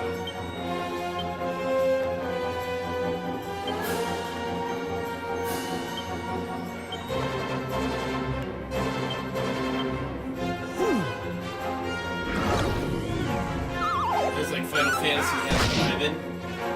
You could find it 1, 2 or so a game, and it nullifies all status effects. You know what I mean? So you can't be poisoned, paralyzed, put to sleep, loaded, minied, like none of that shit.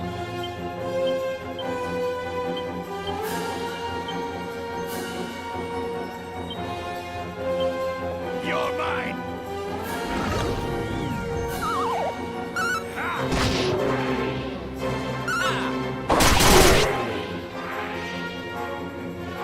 Anti-breath is nice. Inferno shit, man. I like the King Hydra does, but that black fog and you can't cast spells. It's like, oh my god, you know what I mean? That wouldn't be so bad if he didn't put you to sleep. Because then people can't heal themselves, then he whacks you with Inferno while you can't cast, you know, heal or whatever.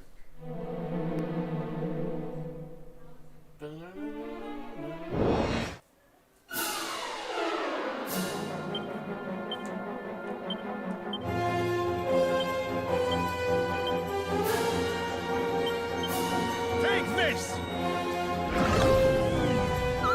Funny that switch stick seems to work better in this area than it does in the other ones. I don't know if it was that way on purpose or just getting I'm not sure. I have to look at her gear. I don't remember her giving her anything special. Or, I mean, she's got decent, better than decent gear on. I don't remember her fighting anything for her that was like, made me go, whoa, you know what I mean? Like, oh my god. Oh, look at that critical. Beautiful.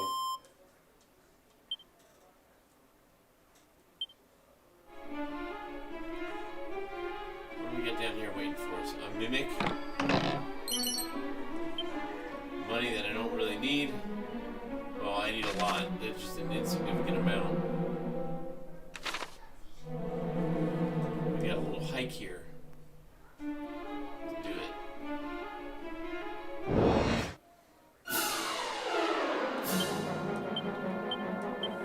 Relax.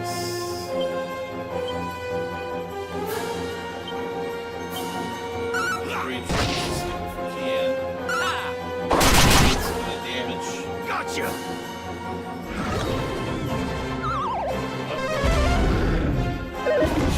Alright, you can't fucking use blast on me, asshole.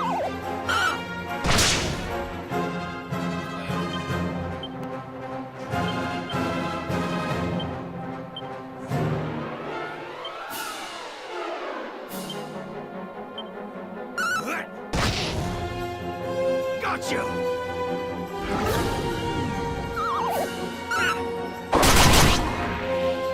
Souls wake up, yep. This ought to help. Oh, he didn't wake up. That dude's out.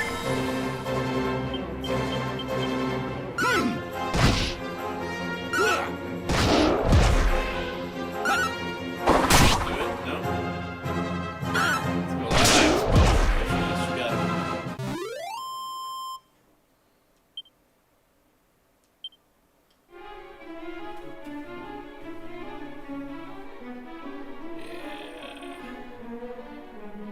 I don't remember this cave in the original game, or this dungeon at all.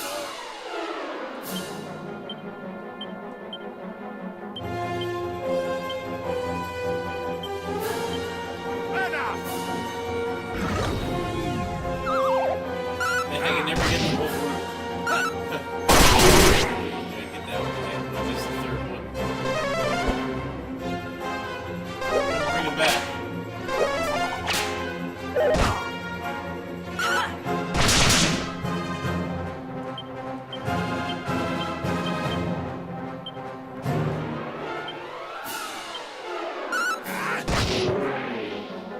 You're mine!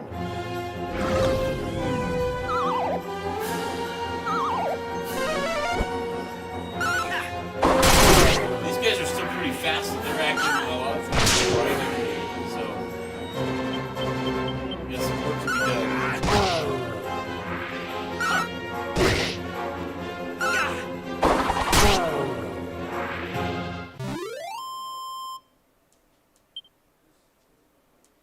I have no idea what I'm gonna find in this cave. I hope it's good. I hope it's worth the effort. I don't want to find a chest at the end for $10,000 or some sword that was awesome like 20 hours ago. You know what I mean? Oh, these guys were hit hard, so let's hit them hard too.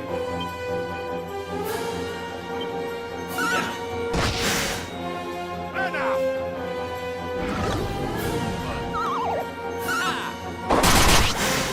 Hydra C wakes up.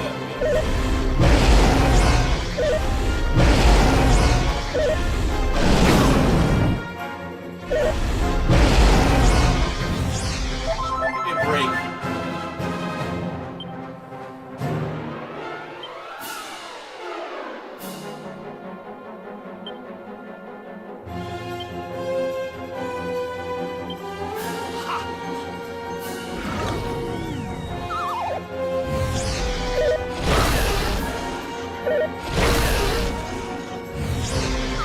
Sage is starting the next turn.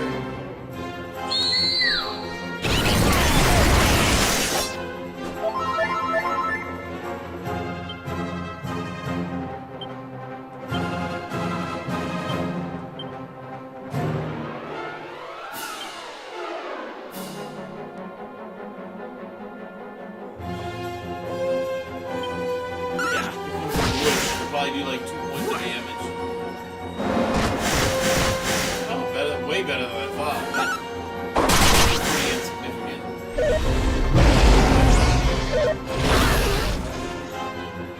Just a moment. Yeah, Sage Stone is a must for areas like this.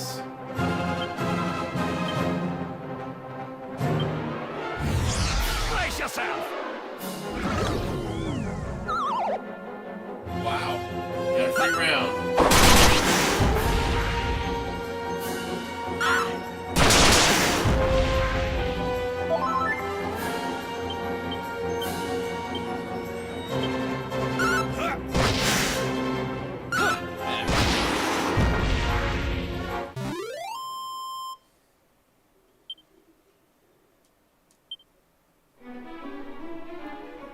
What do we got going on here? Let's see.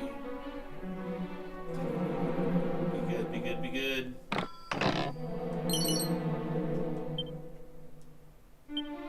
I will probably never use that, but that's okay.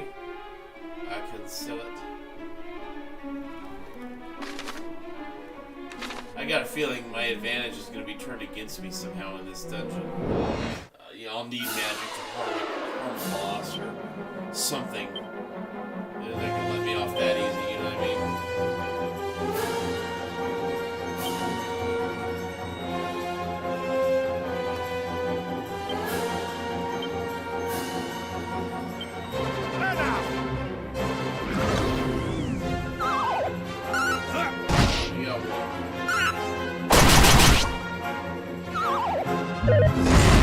Stay asleep.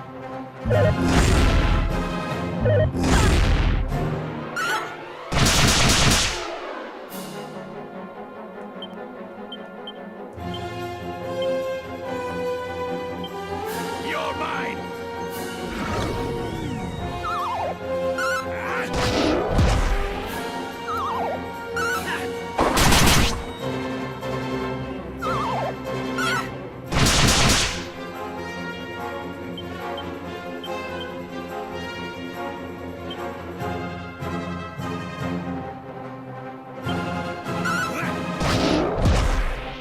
Take this! This new stick comes in extremely handy here.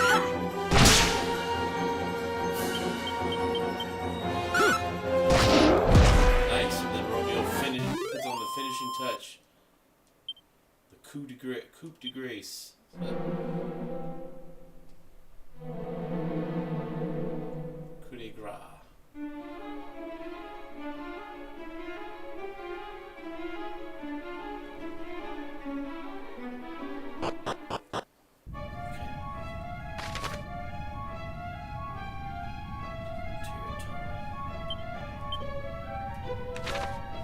I don't know. Boy.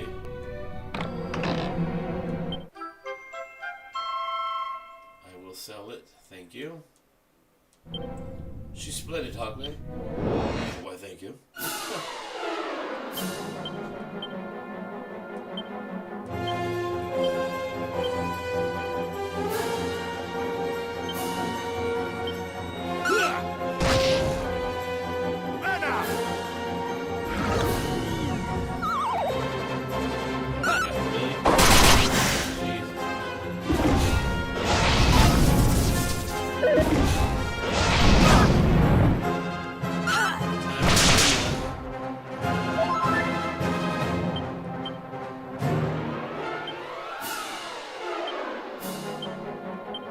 Wake up, dickhead.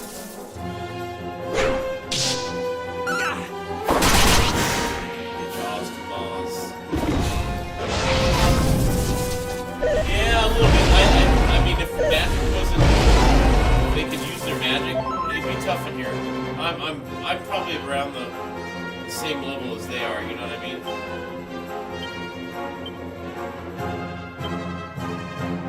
It's a pretty even fight. I mean, I'm good at it, I guess. But look at it, still taking effort to take him down. And there's still no damage. Look at that. If Romeo drops, I'm screwed.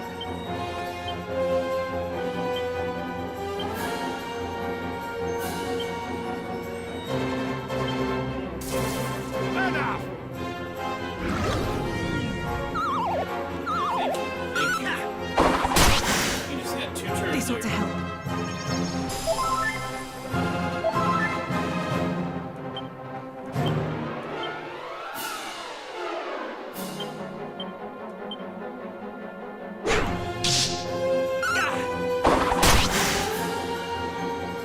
Man, these guys are tough.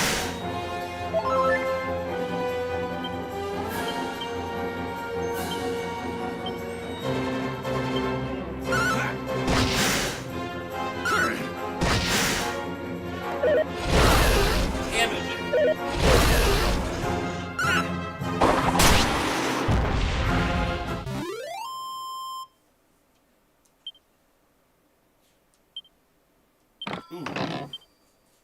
Oh. Special medicine. That's it for dropping that guy?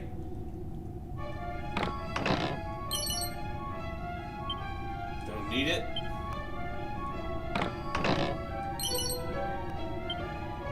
That's nice.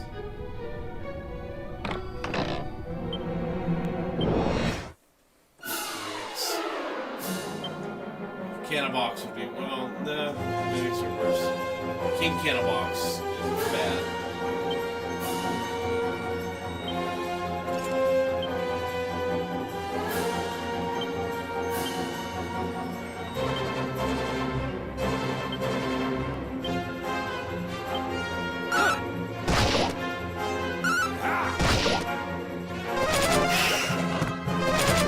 Thank God, look at that crit. That's so satisfying that you can't do that. That is so nice.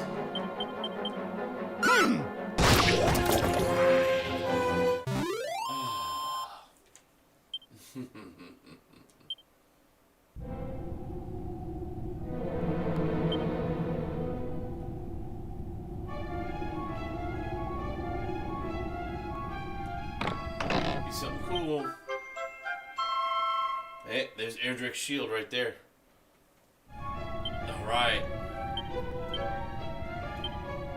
That was worth it. I know he can wear it.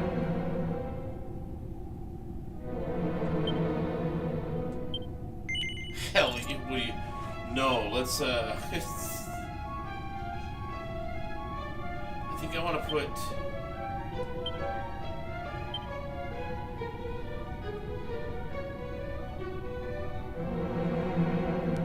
the chills all of a sudden. Is that it? Is that all there is in here? Damn it.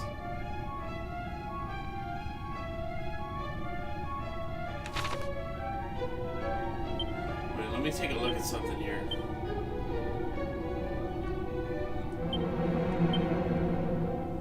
Does the hero shield do anything? Fire and ice attacks. That's good.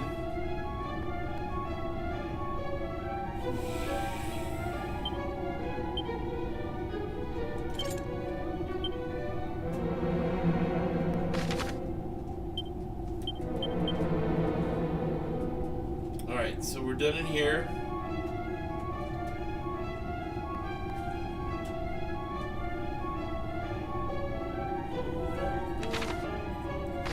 I can't evac. Oh no, I have the whatchamacallits.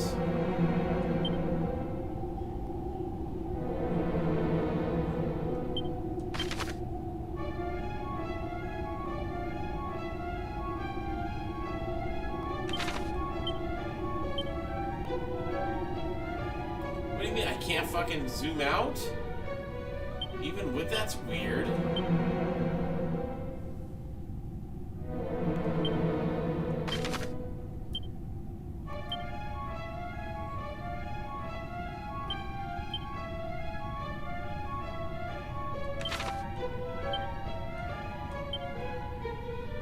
Lame.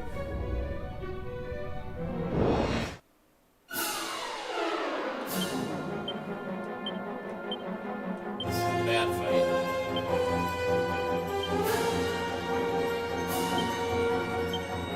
Ha! I wonder if getting that shield raised that thing will fight. We'll find out. Yes,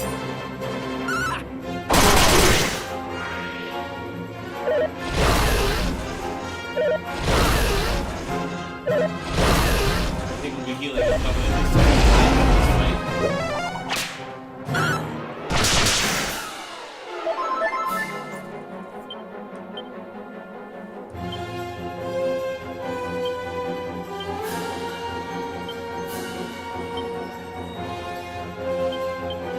Brace yourself! Brace yourself.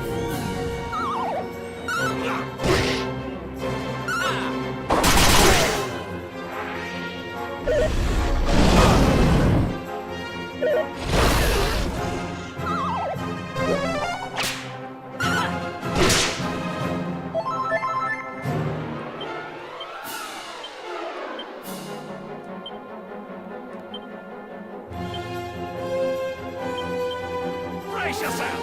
Let's go, let's go.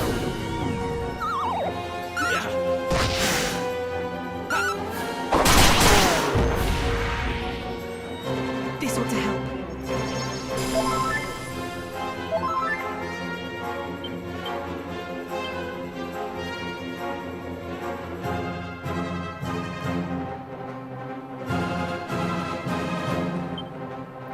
We'll try to put him to sleep anyways. Take this! Ha! Waiting for that.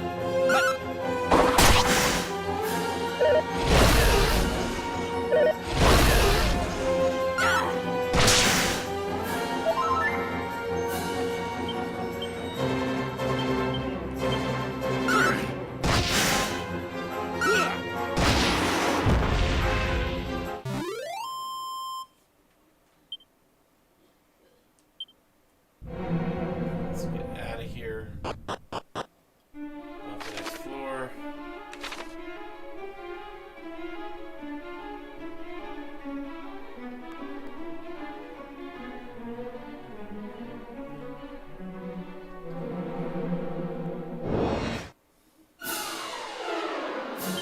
Alright, at least they're grouped together. That makes it a little bit easier.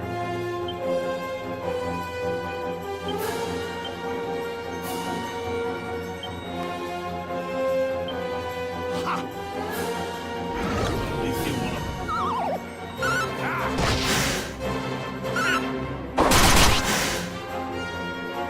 them.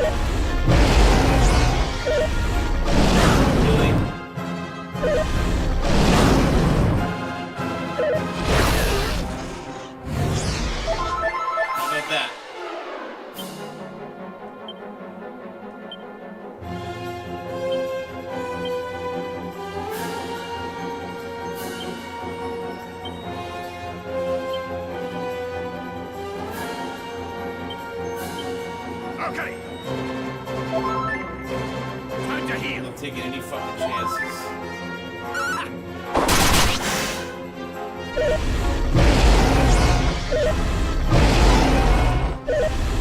I think you've already killed like 20 or 30 of these guys. You wouldn't be scared or frightened into non-action. You can win. They might be scary beasts, but you know you can win.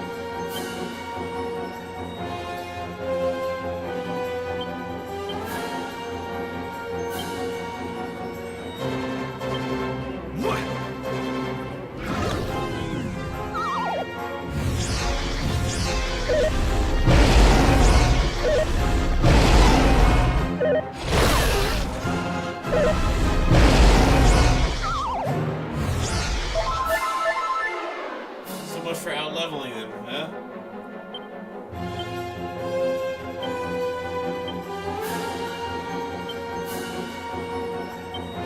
You're mine!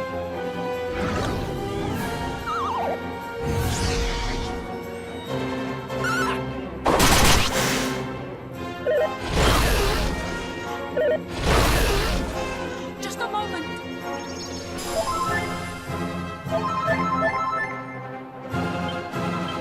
Okay.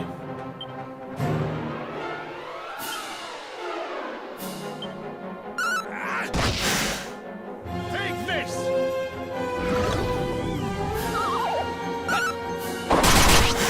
They'll all wake up. Beast days. Wow.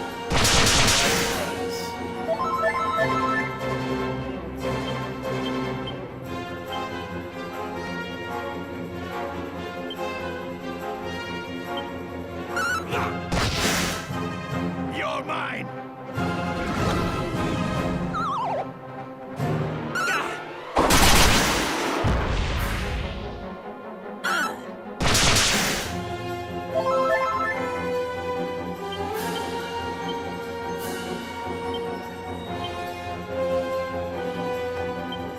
Gotcha! Sleep.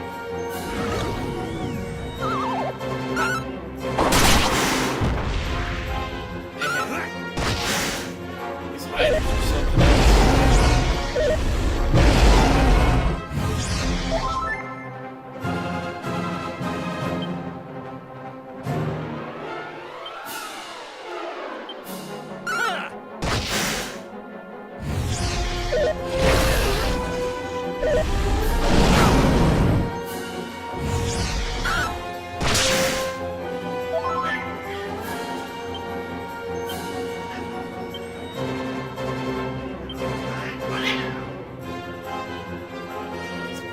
Wait, I want her to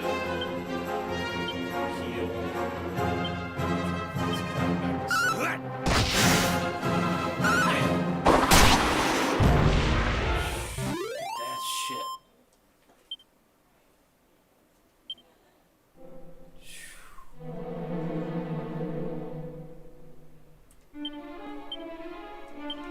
Just to be safe, right?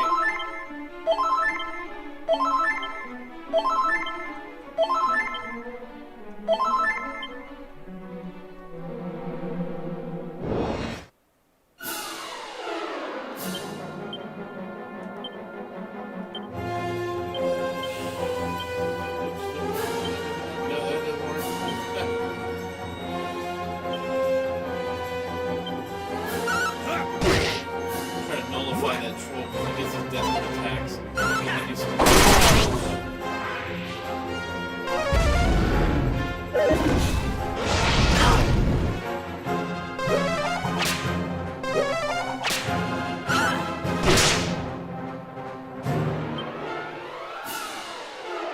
Oh, that's right. She can do that too. I forgot. We'll do that after everyone's healed. I forgot she can breathe fire. Fucking. So the Hydras, you want them to sleep? Let's just get these guys out of here.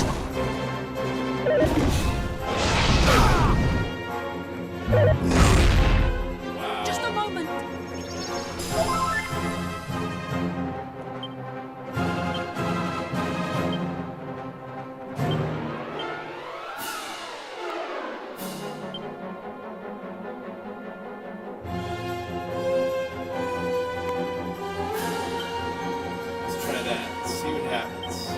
This ought to help.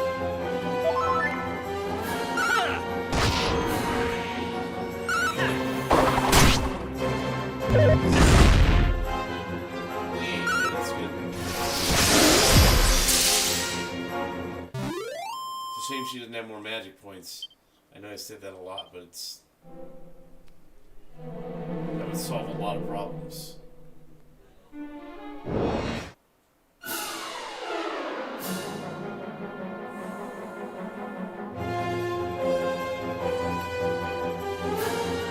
Run?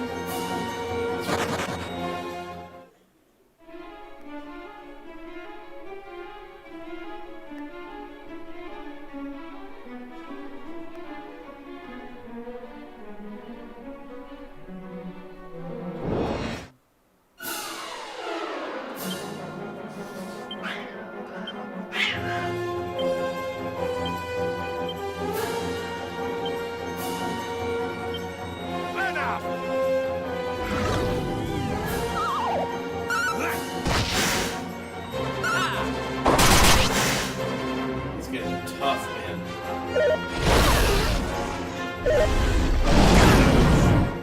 It's a Time to killer. heal.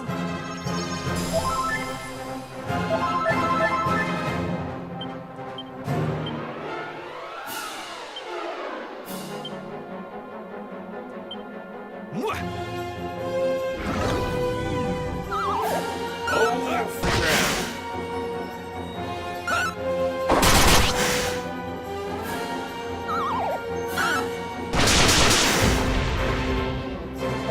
See, when you only have the one or two guys hitting, things are really slow. When you get Lilacs, or even if she doesn't do a lot of damage, it's just that big difference. You know, knocking guys off.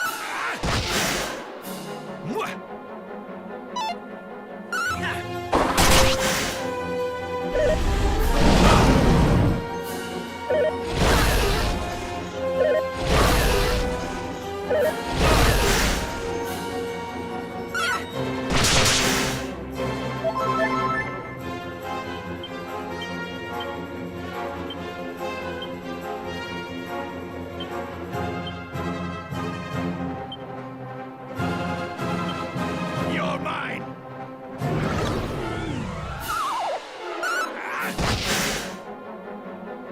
Gotcha. This ought to help.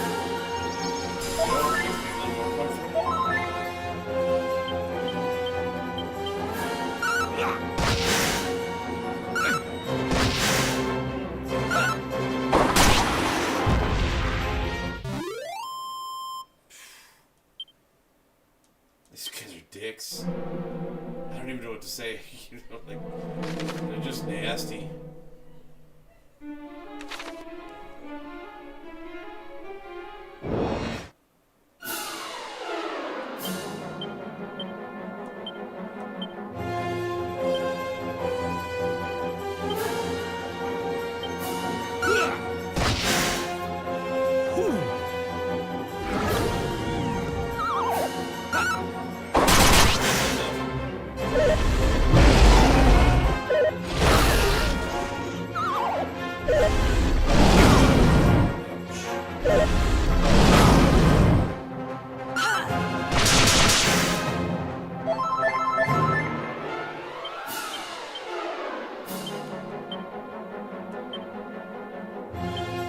Got you.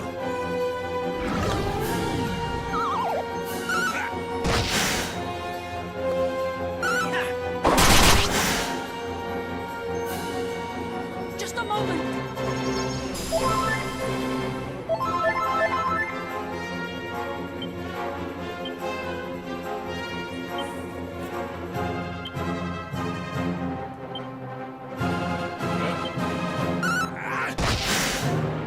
You're mine. I'm gonna get one of them out of there this round. Come on.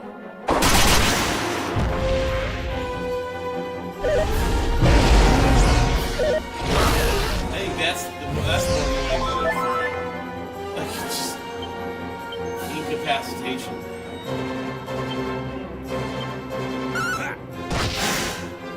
Hurry.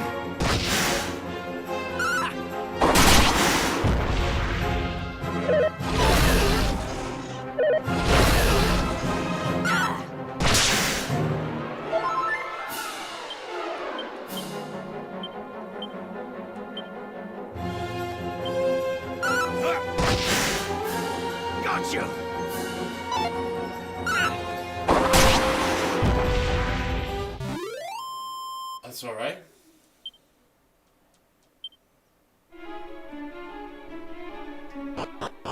This is a cool cave, but man.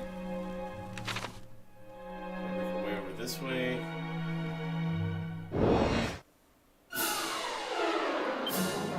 And it has a high encounter rate in here, too.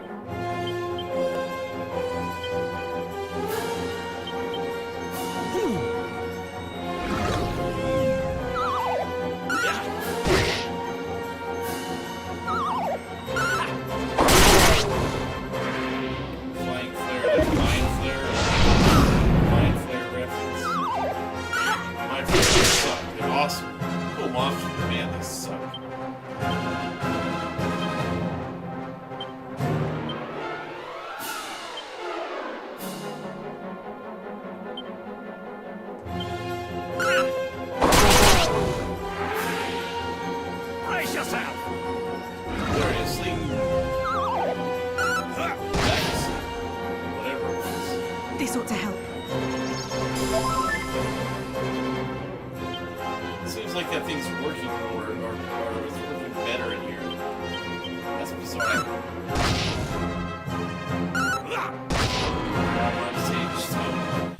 Pretty much. And I wasted 44 grand on that. I think that's what kills me the most. That's the hardest pill to swallow. It's like, oh man.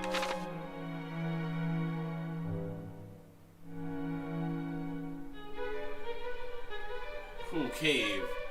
What's this? Towel on tear.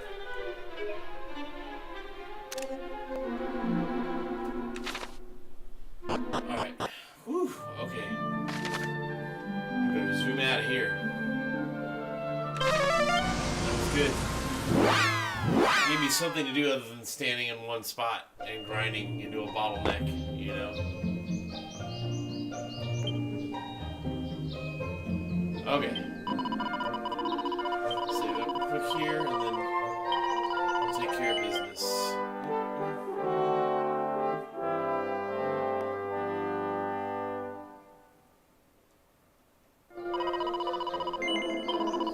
Okay, guys, I'm gonna cut it here. I could play probably for another half an hour, but I'm getting tired. And I'm gonna go home and hang out with my wife and watch some TV, and then go to sleep. So I plan on being here tomorrow, hopefully in the morning rather than the afternoon. And then I may be here on Friday as well after I finish work. So we'll see. And I'm gonna go grind. If I don't do it tonight, I'll definitely be doing it tomorrow, before and after I come here, so we can move things along. So I appreciate you guys tuning in. Seth and everyone else, have a really good night. You guys sleep good, and we'll see you tomorrow. And if I don't, you can watch the replay when it's done. See you guys. Well, bye.